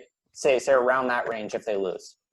I think with how deep this draft is, the guy that you're going to get at that range is going to be anywhere like on average between like 7 to 10, that range. So realistically, I think of it as this is the best possible case scenario for the Canucks if they lose. You get the first overall pick shot, and if you don't, you're drafting a guy that's going to be a 7 or 8 pick in most drafts. Yeah, and I think that the only counterpoint to that would be, worrying about this team if they do end up losing to the Wild. I guess looking at them possibly losing another draft lottery pick next year. I mean, that's a scary thing, right? I mean, that's the biggest scary thing for me. I mean, if Pettersson goes down, if Quinn Hughes goes down for an extended amount of time next year, that first round pick that they draft from 9 to 15 isn't really going to be stepping in and making a huge impact. So losing another draft lottery guy, and then that's going to be the one they win, right, if they end up not winning this one. But 12.5%, man, that's if they do lose, like you guys mentioned, like it's sort of a win-win situation. And like you mentioned, Ty, like this is probably one of the better things that could have happened for the Vancouver Canucks. And it was nice to see Canucks Twitter wake up a little bit last night and have a little bit of discussion about it. It was pretty fun, we'll say that. Yeah, it was. So looking onto this also is you wrote a piece on Juolevi, and we won't get into what was used for that piece. What did you make of the pick at the time, and what were your feelings over Juolevi when he was picked over Tkachuk? Yeah, I think I felt the way that a lot of people did when it was, London Knights was announced. I was like, right on. Tkachuk's here. So a couple of years ago when Brady Tkachuk was drafted, that was the year that I really kind of dove into the draft a lot, and I was really high on Brady Tkachuk. And I think it came from a lot of watching what Matthew Tkachuk did. I actually just wrote an article that came out today about primary points with the Vancouver Canucks and how many primary points that some of them put up. And for those who don't know, that's primary assists and goals scored. That'll make your percentage. Matthew Tkachuk was, I think, second in the NHL this year for primary points. He put up a ridiculous amount of first assists and goals. I mean, having that guy on your team with a guy like Elias Pettersson, who obviously ripped it up in primary points as well, it's tough. But Olli Juolevi was kind of a positional draft pick, I guess, if you look at that draft system at the time. So they kind of reached a little bit for Juolevi. You kind of would have hoped that they could have maybe traded down in that situation. But it's hard to say that it was a great pick. I still think at the age of 22 there is a possible future for the kid. He did make some improvements with the Utica Comets this year.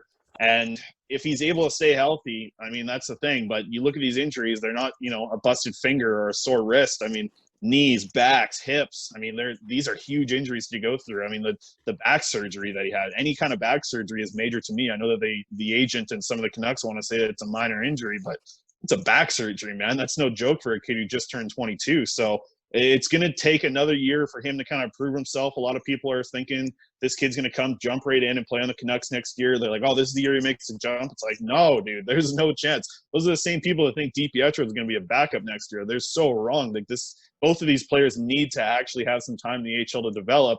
And the scary thing about the AHL is some of these rumors about, the AHL is a league that's driven by gate revenue, right? They don't get a lot of money back from the AHL TV package, even though it's a ripoff and how expensive it is, but I won't get into that. But I mean, like, these guys need another year of AHL to develop. They had a good season, a good step-up year for both of them. Cole Lynn's another guy that I really want to see in the AHL next year. I hope they can figure something out to be able to play a full AHL season, but it doesn't look like that's going to be very possible right now. And I know that a lot of the rumors out there, we even talked about it with Sammy Salo. He said that his team over there in TPS, they've gotten a lot of phone calls and a lot of emails from players in the AHL that are saying like, hey, like if there's no season, what's the deal with your league? Like, can we jump over there and come play? I wouldn't be surprised if Olli Juolevi's agent might be one of those guys as well. So if he goes back to Finland, it'd be a bad thing because he'll jump in there and probably be a first line pairing guy. So it's a lot to take in, man. I don't really know with Olli Juolevi. I don't think anyone really knows. He's just got to stay healthy for a year before anybody can make a final decision on the kid. And you wrote about Reed. And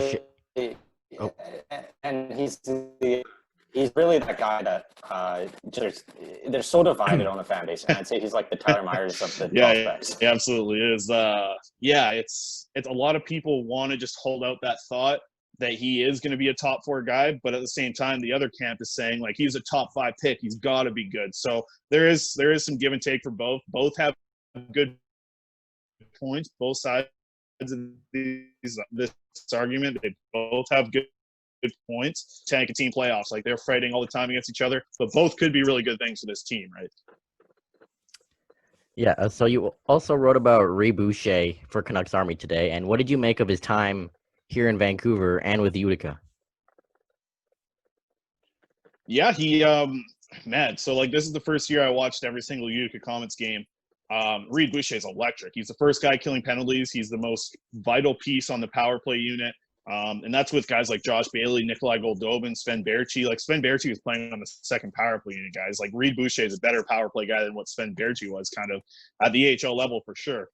I mean, this guy's extremely talented. It's something that Corey and I talked about a lot this year, and the way that, and Corey Hergott, that is, used to write for Canucks Army, now taking some time off to build some kick-ass guitar holders right now. He's doing a great job with that. But the thing that we kept talking about was like, you know what? Reid Boucher's got a pretty good first few steps. Like his get-off is pretty fast. Like he definitely improved from last year to this year on that. But the thing that we kept coming back to was like, yeah, but when he's in a full stride, he's not fast enough to be in the NHL. That's the thing. Like people say he's slow. It's when he's slow at the top speed. Like when you see a guy take off down the wing, like a Jake Virtanen does so many times when he does actually make a good play and burns past the defenseman, Reid Boucher just doesn't have that ability. And that's the thing that's holding back a little bit, is just that full speed that he has to get to. It just seems like he's a step or two behind, a lot of these NHLers. And that's why a guy like, I think I wrote about this in the article, but Tyler Mott, is nowhere close to as skilled as what Reid Boucher is at scoring goals. He doesn't have the shot like him. He doesn't have the playmaking ability like him. He doesn't have the puck possession skills like him. But Tyler Mott can skate. He can skate at the NHL level, and he tries really damn hard, and that's why he's in the NHL and Reid Boucher isn't. It's that full speed that Reid Boucher just seems to be missing. He's going to go over to the KHL and rip it up. I know Rick Dollywell's done a great job reporting on this, and he talked about Rick mentioned that there's a bonus included if he's in the top 3 in scoring in the KHL. There's a lot of talented guys in the KHL, but man, Reid Boucher is going to be right up there with those talented guys next season. I can't wait to kind of see what he does. It's going to be good for me because I wake up at 4 a.m. to watch these games, to watch Triamkin and Podkolzin play. So maybe every once in a while I'll get a little shot of Reid Boucher and get me all excited again. Yeah, exactly. You and David debated on the Canucks MVP, upcoming Sportsnet 650 discussion. Who is the MVP of the Canucks, Pettersson or Markstrom? Yeah, I know. You want to go at me, don't you, Ty? I can see it in your face. I'm on Team Markstrom. I think that he single-handedly won the most games this year for the Vancouver Canucks. I mean, he was in a spot where he had the toughest matchup. I think he had the toughest job to do for the Vancouver Canucks this year, was face that many shots, go up against this many teams that were just barraging him with shots. I mean, he faced 35 plus so many times in a row. And I think that the drop-off when you went down to Thatcher Demko as a starter was huge. And I think for that reason, he was the most valuable player on the Canucks team this year. You're going to have to wait for my 650 take, but I'll just say that it is clearly Pettersson. Do you know who you're going up against? Here, let me give you a little. I won last week. Yeah. Okay, let me give you one line. Can you keep one player on the Canucks? Who's it? Well, that's the thing. Like, if you can keep one player, who's that player? If you're keeping them for the future, we've had this debate too. Even just next year, I'll give you that. Like one guy on this team, who do you keep? Just for next season, if you want to, just that's next a problem. Season. Okay, yeah, I would probably have to say Pettersson, but that's so who's the MVP? The MVP of this year is still Markstrom. It's still Markstrom. Man, I'm telling you. It's still Markstrom. So won more games.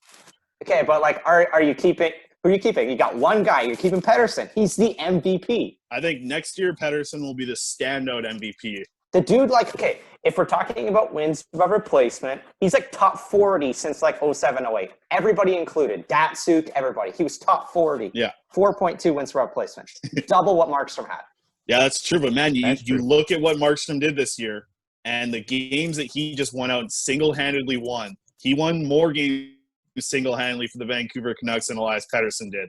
How come Hellebuyck is higher than him then? He's double. Well, yeah, you look at what Hellebuyck did this year was ridiculous. He's the only guy that Markstrom kind of had close to him for goals saved and I guess a lot of these advanced statistics that I heard. Hellebuyck was 4.8 wins per replacement. Markstrom's 2.1. Even if you look at it from a per 60 standpoint, Hellebuyck's better than Markstrom and Pettersson's better than Markstrom. That's one stat, man. There's a lot of stats. I'll look at every angle. I will look at every angle for you on this argument. Mm-hmm. If I get your vote, I will look at every angle of this from an analytics standpoint. I might have to pull up my Google Doc here with all my Markstrom stats. The way that he played this year, and I think the way that he brought this Canucks team into games was ridiculous. ridiculous. Think about how many tweets he sent out throughout the season just saying, like, wow, look at Markstrom doing this thing again. He single-handedly won in my eyes in the eye test, and I think that, when you look at some of the things like wins above replacement, I know that's a great stat. I think the way that's put together is incredible, and, good job with the analytics community.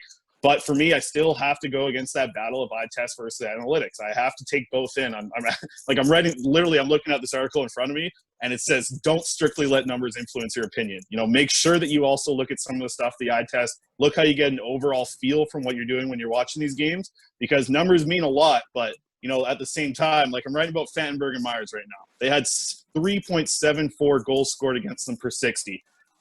But if you look at it, they let in a ton of goals because of some of their bad plays defensively on the eye test as well. Yeah, I'm going with Chris's side here. Markstrom stole so many games for the Canucks, and I don't think you got to find the balance in each. But you know what? MVPs is so different. It's like so different, right? Because in the past they just had to like hand it off to a guy that I guess he was the MVP. But now that we're having a debate about it, it's so awesome for this Canucks team moving forward. Yeah, really is. Yeah, and I would also say I wouldn't argue this is nothing to discredit Markstrom. It's just that we had like 4 guys that were really good this year. Yeah. I just think that Pettersson was better than all of them double. It was so hard in the argument because I was giving quad stats about Pettersson that I thought he should use in the argument. I was giving him numbers that Pettersson was just ridiculous in the NHL about. And, even the fact that, I don't know if you've seen the numbers of him and Quinn Hughes. Quinn Hughes, we talked about his Corsi percentage all year long. You guys remember seeing the tweets after a game and be like, wow, look at Quinn Hughes, 80% Corsi, 24 shots, only 7 against. Quinn Hughes had a negative Corsi when he was away from Elias Pettersson on the ice. Pettersson made Quinn Hughes that much better, even though we thought Quinn Hughes came in and was just ridiculous for this year. When I saw that number, I was like, damn, Pettersson actually does make such a huge difference. So the argument is it's so hard for me to argue against Petey. I love the kid. He's my favorite player on this Canucks team. So it's hard for me to argue against him. So a lot of the times I just have to listen. I don't want to make counterpoints against Pettersson because I really don't have it. Yeah, and when we were talking about that, I think it was, what was it? I was trying to look at this. So they're a 56%, right? Corsi, something like that. That's LA Kings prime contending territory.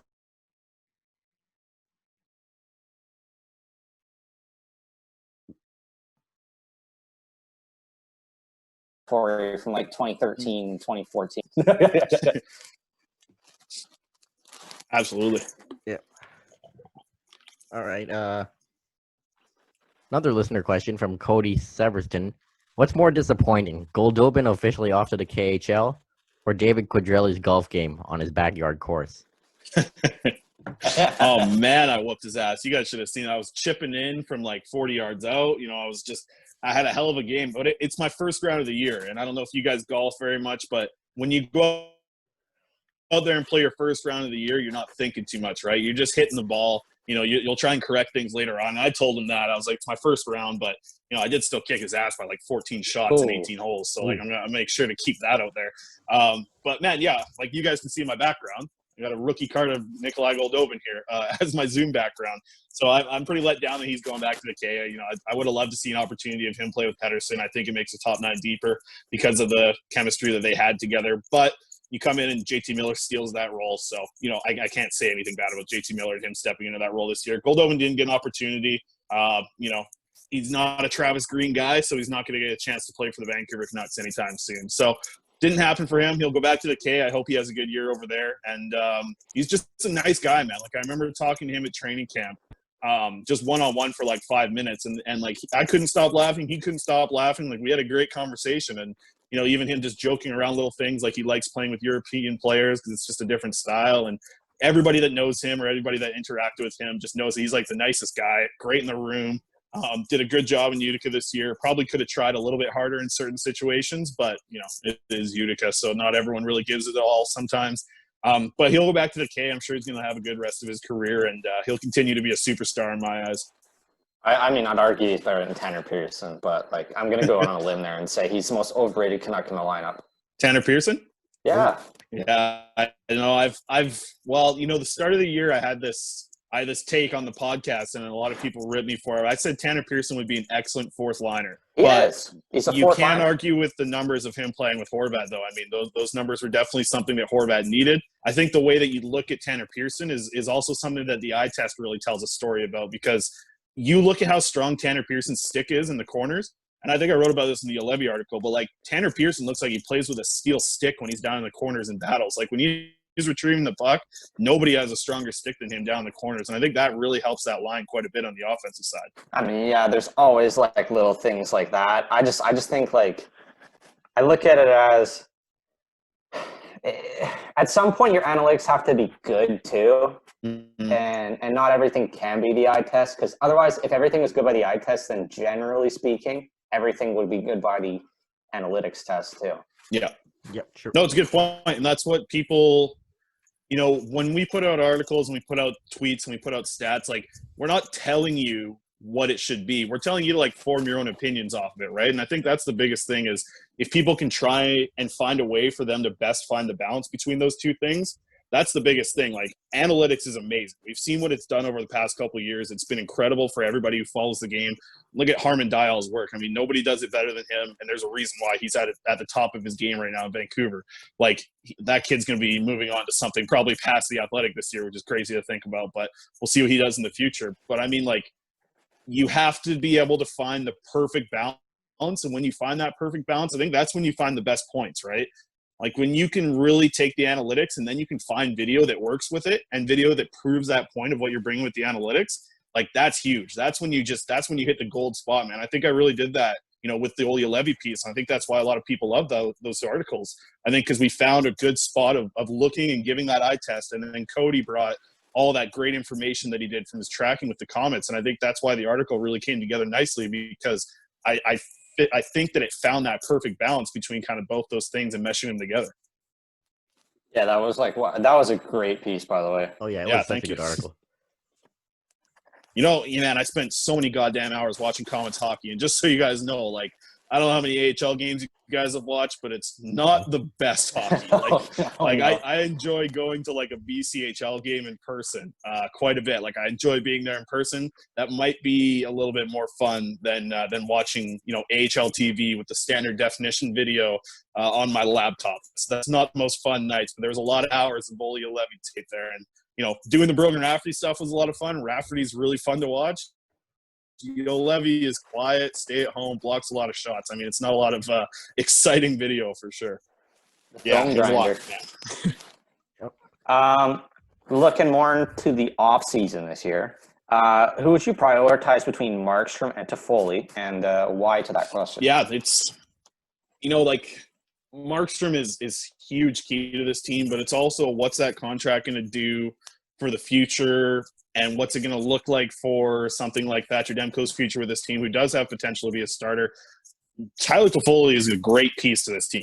He's definitely a guy who's up there with definitely up there with Jacob Markstrom, and I have time for the debate for both these guys because I think both can be so impactful for the team. But right now, and the way that Jim Benning's got this window set up, it's Jacob Markstrom in his eyes, I think. Like, he can't go into the season next year with Thatcher Demko as a starter because he's just not really proven that he can be a starter yet.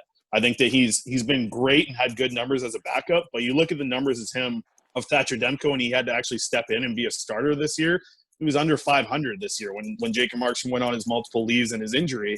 Like that you just can't have. Thatcher Demko can't really carry the team the same way Markstrom did. So I'd say that Jacob Markstrom's a little bit more important right now, but importance is not even like the right word. It's almost like crucial for what this team's at right now, because Tyler Toffoli is very important as well. If you want to secure up a top six that's just, you know, can compete to be one of the top scoring top sixes in the NHL, Tyler Toffoli makes it that. And that actually brings up a good argument because, you know, Tyler Toffoli fits what Travis Green likes in his top six guys. Travis Green likes a guy that can play defense as well. And Tyler Toffoli's proven that over his years with the LA Kings, that he can do both. He can score and he can also defend as well. So he's a huge piece. I think that those two, they need to get signed, you know, and if it's Chris Tanev that has to take the cut and go somewhere else, unfortunately, that's going to be what it has to be.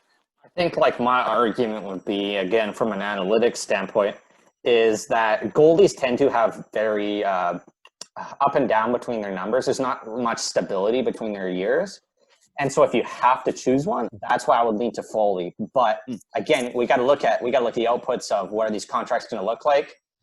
If Markstrom's only here for like 2 or 3 years, then I'd probably prioritize that over a 6-year deal with the Foley, because you also got to look at how many positive years are you going to get out of each deal, and what are the probabilities of getting the positive years out of those deals. Because if you sign a 6-year deal with the Foley, then all of a sudden, what if you only get 3 positive years out of that, and your contending window has, 3 years of that to Foley deal. So you got to look at every aspect of it, I think. Absolutely. And, that's the thing. Like it's contracts are a lot of fun to argue about, like it's a lot of fun to have the discussions about, but nobody's right until you see the years. I think that's the biggest thing. And, like we can say that the perfect contract would be, Markstrom at 2 years at 5.75. That's a great contract.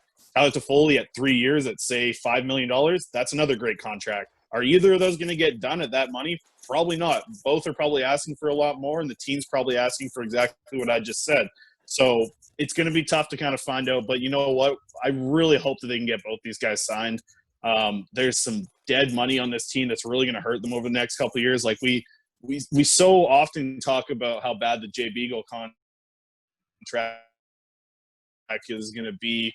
People are going to start talking more and more about the Ferland money if he's not on LTIR for a long time, if he's going to try and get back in this league. Brandon Sutter's deal is talked about a lot. Louis Eriksson's money is talked about too much. But, like that money that we're losing on Roberto Luongo, like that's a $3 million that could really help this team in a situation like this with Toffoli, Stetcher, Tanev, Virtanen, Gaudette. Like there's a lot of guys that need to get signed for this team to be better than they were this year. And that's the scary thing for me is like, you lose a few of these guys because some other ones sign on decent deals. It's a really bad look for this Canucks team to get worse. And that's what scares me a little bit more, even about what we talked about earlier, is this team possibly being a lottery team next year if some couple players fall off. Yeah, it's really a big question, to be honest. But there's no cap problem in Vancouver, like everyone says, right? Like, there's no problem at all. Yes, I totally. Yeah, no problem at all. I haven't said anything about it at all. Of course not. And Pettersson and Hughes are making under $1 million, so. Like, there's no cap problem at all in the future either. Nope. Going to be $20 million. You're negative. And what about Jake Virtanen? What would be an ideal contract for him since he's coming off the books as well? Yeah, Jake was interesting. He had the highest primary points percentage on this Canucks team, more than Elias Pettersson actually did, which is interesting. He only had 36 points, but still, the guy was producing goals when he gets the opportunity. He only had 61 minutes of power play time this year. He was pretty effective on the power play. I think that there's more room to grow for Jake, but at the same time, does he get kind of another, like he showed in this year, right? This was a show me deal that he just signed on this past contract. He showed a little bit this year. He showed what he could be capable of, but I don't think he showed enough to get a long deal yet with the Vancouver Canucks. I think he's going to get another show me deal, to be honest. I think he's going to be somewhere, 2 years, maybe $5.5 million total, like somewhere around there. I don't think that's crazy to think about. I don't know if he goes over $3 million per year. Not yet. If he scores, 23 goals this season, if the season continues on, he gets to 23, then we can start to have the $3 million conversation. But him and Adam Gaudette, I think, are huge pieces this year. They put up very similar points, played in similar roles. Adam Gaudette was probably a little bit more effective on the power play unit. The second power play unit did not score a goal this year when Adam Gaudette was not on that unit. So ever since he was on there, that's when every single goal was scored on that second unit, that is. So I think that Adam Gaudette's a huge piece to what the power play can do. So those both of those players' contracts are very interesting. But I think, Jake Virtanen somewhere, 2.75 at 2 years. I don't think he's getting much more than that. Well, I think the biggest thing with Virtanen, though, is also, when I look at a player, I like to look at the last 3 years, maybe 4, and kind of judge. Then you can get a picture of, is this guy getting lucky in certain years? Is this more, he's getting lucky this year? Kind of get the baseline of what that player is. With Jake Virtanen, we kind of don't know what it is, though, almost, because you have 2 years of him being just terrible, like legitimately terrible last year. And then, like, all of a sudden he comes out of nowhere and he scores 20 goals. So I think you probably got to stick with the show me deal almost again. Yep. Yeah, and I think that he's earned a bigger payday on the show me deal. Like, what was he making? 2.5. So he's making 1.25 this past year. He's earned a bigger show me deal because he almost got 20 goals this year. I wrote an article in the mid-season about Jake Virtanen because I was seeing a lot of the percentage of his shots were coming from close to the net, which was huge. Like, this is what we wanted to do: drive to the net, get shots off from there. it was improving. Like, it was vastly improving from what he did in the past 2 seasons in the NHL. And the fact that he was scoring a lot of goals from there was huge too. And then he was adding a little bit more on the power play. I mean, like, how many times do you guys remember on the right side of Jake just walking in and ripping one of those wrist shots past the goalie? It was like, wow, that really kind of came out of nowhere, right? Like, that was something that we saw him do in junior, and we didn't see it at all at the NHL or AHL level yet. But he did a little bit of that last year. And like I said, 61 minutes on the power play, guys. That's not a lot of power play time on the second unit. So, I mean, it feels like it was maybe like the halfway point before Jake actually started even getting time there, if I'm right. But, you know, if he can contribute on that second power play unit and be a vital piece moving forward, yeah, I think, you know, 2.75 is kind of where I'm sitting at, like, a realistic money. But I like, he could be anywhere between like 2.2 to $3 million, I think, for this contract. Kind of depends on the years, like you mentioned earlier, with that show me deal, Ty. Yep, another show me and deal. the other obviously thing is you've got Gaudette too, who, you know, he was a big part of that power play. And I was looking at, I don't know if you saw my Canucks Twitter little things there, making the breakdowns. But Gaudette is one of those too many guys. for me. I couldn't keep up with all those, man. You got about 50 different ones there. I didn't I was know bored that many last night. players played for the Canucks this year. I was bored last night. Like Gaudette, like his even strength numbers weren't very good, but then you look at his power play numbers and like they were like top 50 in the league. Like, how much do we want to attribute that to? Obviously, like other players playing, but it's not like he's playing with superstars on that power play, and he's on the second power play. So again, like these numbers are coming from somewhere. So I think Gaudette's another guy. If he plays, you know, I think that Gaudette needs a winger like a Levo, and maybe another season with him could another big year from Gaudette too in that sense. Yeah, Gaudette was interesting for me because when you're going to go into a contract, and I wrote that primary points piece today, or it came out today, but he had one of the lowest ones on the Vancouver Canucks, which I found interesting because I feel like he was the center of attention for a lot of the power play work and a lot of those goals. He had 9 power play assists this year, and 8 of them were secondary assists. So, I mean, he's not setting up plays on the power play. But like I said earlier in this conversation, that second power play unit did not score one single goal until Adam Gaudette got on that second power play unit. He made what that second power play unit was. Like, for a while there, when Gaudette was on that unit, they were scoring more than the first power play. I mean, that first unit was electric this year, and it's hard to argue that all those players are pretty much superstars on there, or at least, you know, all-star caliber players. But, man, like, that second unit was absolutely buzzing. And when you go out there and you throw a Pettersson, Hughes, Besser, Miller, Horvat, or whatever mix of players you want to throw out there for that first unit, you're going to tire the hell out of those penalty killers. And if you can sneak that second unit out, and Adam Gaudette's able to do what he did all throughout his career that won him a Hobie Baker at Northeastern, he just rips that shot from that left side, and he's electric with it, man. So, you know, I remember that game where he scored 2 quick ones against, I think it was Colorado, 2 quick goals he had against Colorado there to end the period to tie it up. And, like, he has a chance to do that every single game because his shot's probably only going to improve. And I do like the idea, like I think one of you guys mentioned it earlier about, you know, him possibly being a guy that could step up even more on the power play unit. And I think that it's going to run through him on that second unit until guys like Podkolzin and Höglander get here.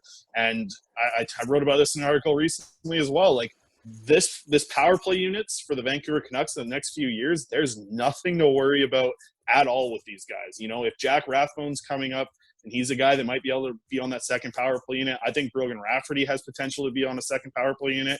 You have Tyler Myers, who's fine running a second power play unit. Like, there's really nothing to worry about at all with this team in the power play in the future. They're going to be electric for years to come. Can't argue that with one bit. I can't argue with that either. 100%. Nobody can, man. Look at the stats. Yeah, you don't even need stats to argue with that. So let's talk about the second biggest piece of news this week in the NHL. What did you make of Vancouver not being a hub city? And what did you make of that strange, just weird Edmonton video from the Alberta Premier? Oh, man. Yeah, they were really trying hard, eh? Like, you guys remember tryhards in gym class back in the day in high school? Yeah, like tryhards in every class, not just gym. Yeah, that's true. I hated the ones in gym because, you know, just get easy and kick everyone's ass anyways. But, yeah, Edmonton, wow.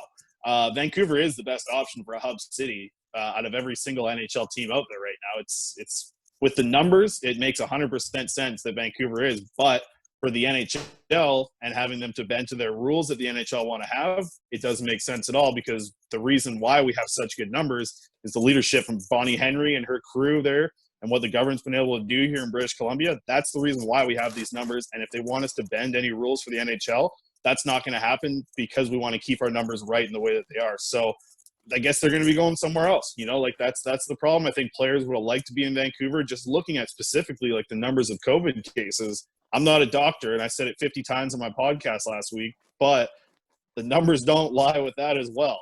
We've done a great job, probably one of the best cities in North America for containing this virus. It's the best option for the NHL to return to. But if they're not going to stop because a player gets COVID, I find that absolutely ridiculous. Like if you're not going to, like, how many players is it going to take for them to stop? I haven't looked into this too much, but how many players is it before the NHL says, okay, we need to stop now? Like, we can't continue doing this. I think it's one or two, like straight up. Like, if you're going to have guys that are going to get COVID on your team, they don't know the long-term effects of this disease yet, or virus yet. And I think that, like, that's just so bad for a lot of players. Like, what is the future for you after repair back? Like I said, I'm not a doctor, but it makes a lot of sense. But for the NHL, it just doesn't make sense because they're not really willing to bend the rules that BC's done over the past few months to make this thing a success story, really, if you look around the world. Yep, have to agree with that. I think the other thing is, too, we're being touted, obviously, as, how effectively we're doing it. But if you really care about your player safety, you should have been like, okay, Vancouver, we want to play here. We'll do exactly what you say, and you tell us what to do, we'll do it. Exactly. That completely makes sense. I mean, like, why would you not listen to this group, this health group here in British Columbia that's done such an amazing job? Maybe you could learn something from them about the best way to return to hockey instead of bringing, putting the boys back in town in Florida when the numbers are skyrocketing every single day, or getting players to go back and skate in Arizona, and then we hear about all these players getting the coronavirus. I mean, maybe listen to the health professionals. They probably know what they're talking about quite a bit, especially Bonnie Henry, who's just featured in New York Times for the amazing work that she's done here. So I don't know. Like I said, I'm not a doctor, but I'm not screaming that we're not going to be the hub city, and nobody is, because I think the BC group that's been able to maintain this virus has done such an amazing job that they've earned our trust as people that live in British Columbia and the Vancouver area, that we're saying, oh, she's going to say, no, this isn't going to work. I'm going to listen to her because she just kicked ass for the last 3 months battling this virus. I'm going to listen to her because she's earned my respect and earned my trust. I have to agree. All right, Ty, ask your question. Okay, I got to load this up. Okay, here we are. Okay, so looking back on it now, should the Canucks sign Troy Stecher or Chris Tanev, or should they let both walk, or how should they approach the situation? Yeah, I like the idea of Troy Stecher. I mean, he's a guy that can play in your top four, especially on this Vancouver Canucks team. No, I heard you throwing the idea out about Quinn Hughes and Troy Stecher. Like the way the NHL's evolving, it's not the worst idea.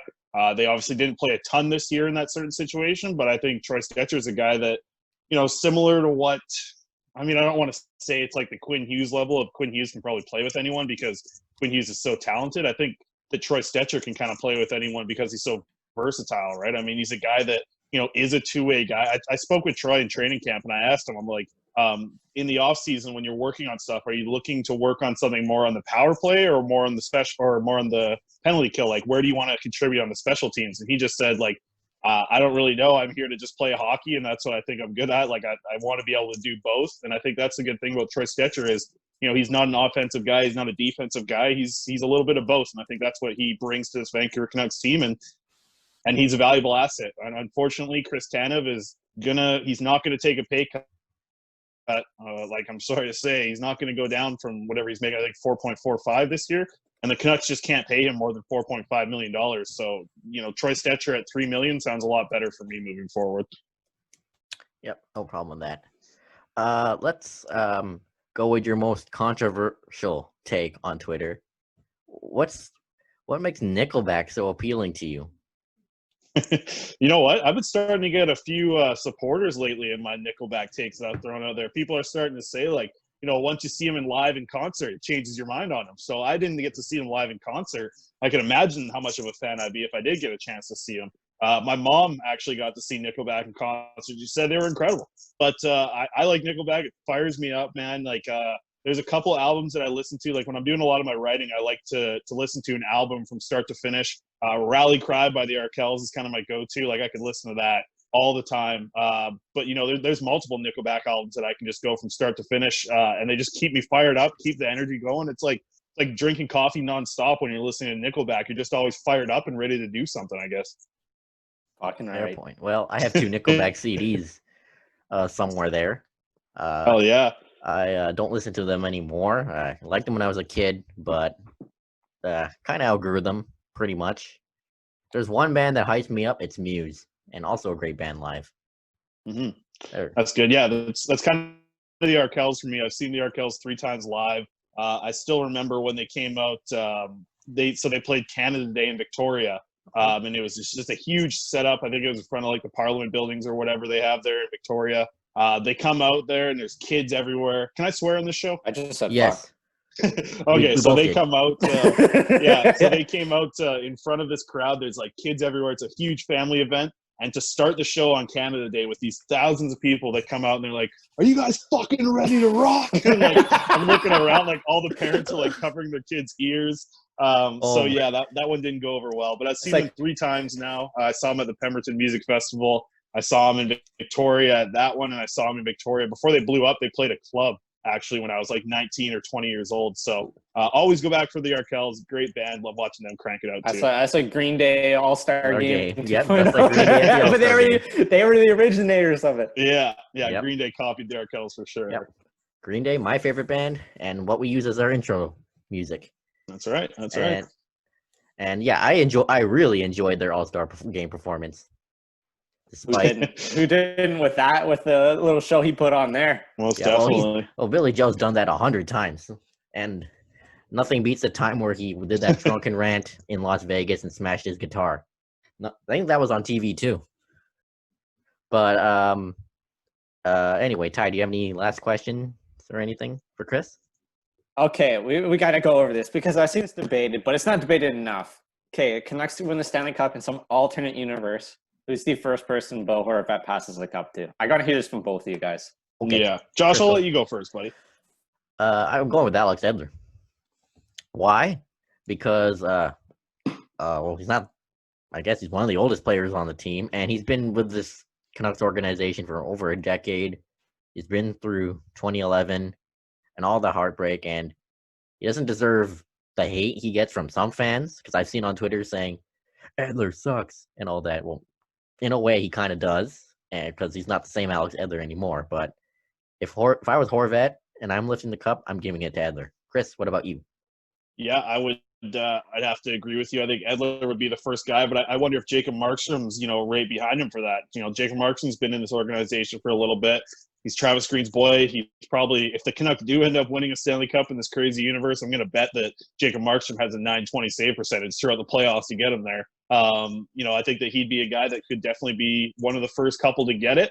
I do like the idea of Alex Edler. The funny thing is, like, one of the oldest players on this team in Louis Eriksson's probably going to be one of the last guys to get that thing. Like, like how much is he even on the ice? Like when they do win the cup, like, is he even playing for them then? I don't really know. So I have to agree with you, Alex Edler. I mean, he's 34 years old. He's been on this team his whole career. He, if Bo Horvat's the one to go out and get the Stanley Cup, like, you could almost make a case to say that Alex Edler should be the guy to go out and get that thing. I like. What about Jay Beagle though? He's pretty close in age. Yeah, he's been there, done that. He's won a cup before. He's fine. Yeah, what does he? What does he need another cup for, right? Or maybe Louis Eriksson. No, I think it's Alex Edler without question. Oldest guy in the team. Just looked it up. Well, there's 334 guys, but he's born in April, so he's the oldest guy. Louis Eriksson the second, but I mean, how can you go wrong with Louis there? I don't see a way that you can go. Maybe if like Michael Ferland's healthy with everything he went through, but like I don't see a way that you can. I don't see a way you can give it away from maybe Brandon Sutter. It's going to be somebody with age. It's going to be somebody with age that's been fighting the battle for a long time, and I don't see how you go from Alex Edler. Like, that guy's been fighting the fight forever. Yeah, the best part of them winning the Stanley Cup, if it was in some parallel universe, would be seeing what Jake Virtanen's off season's like.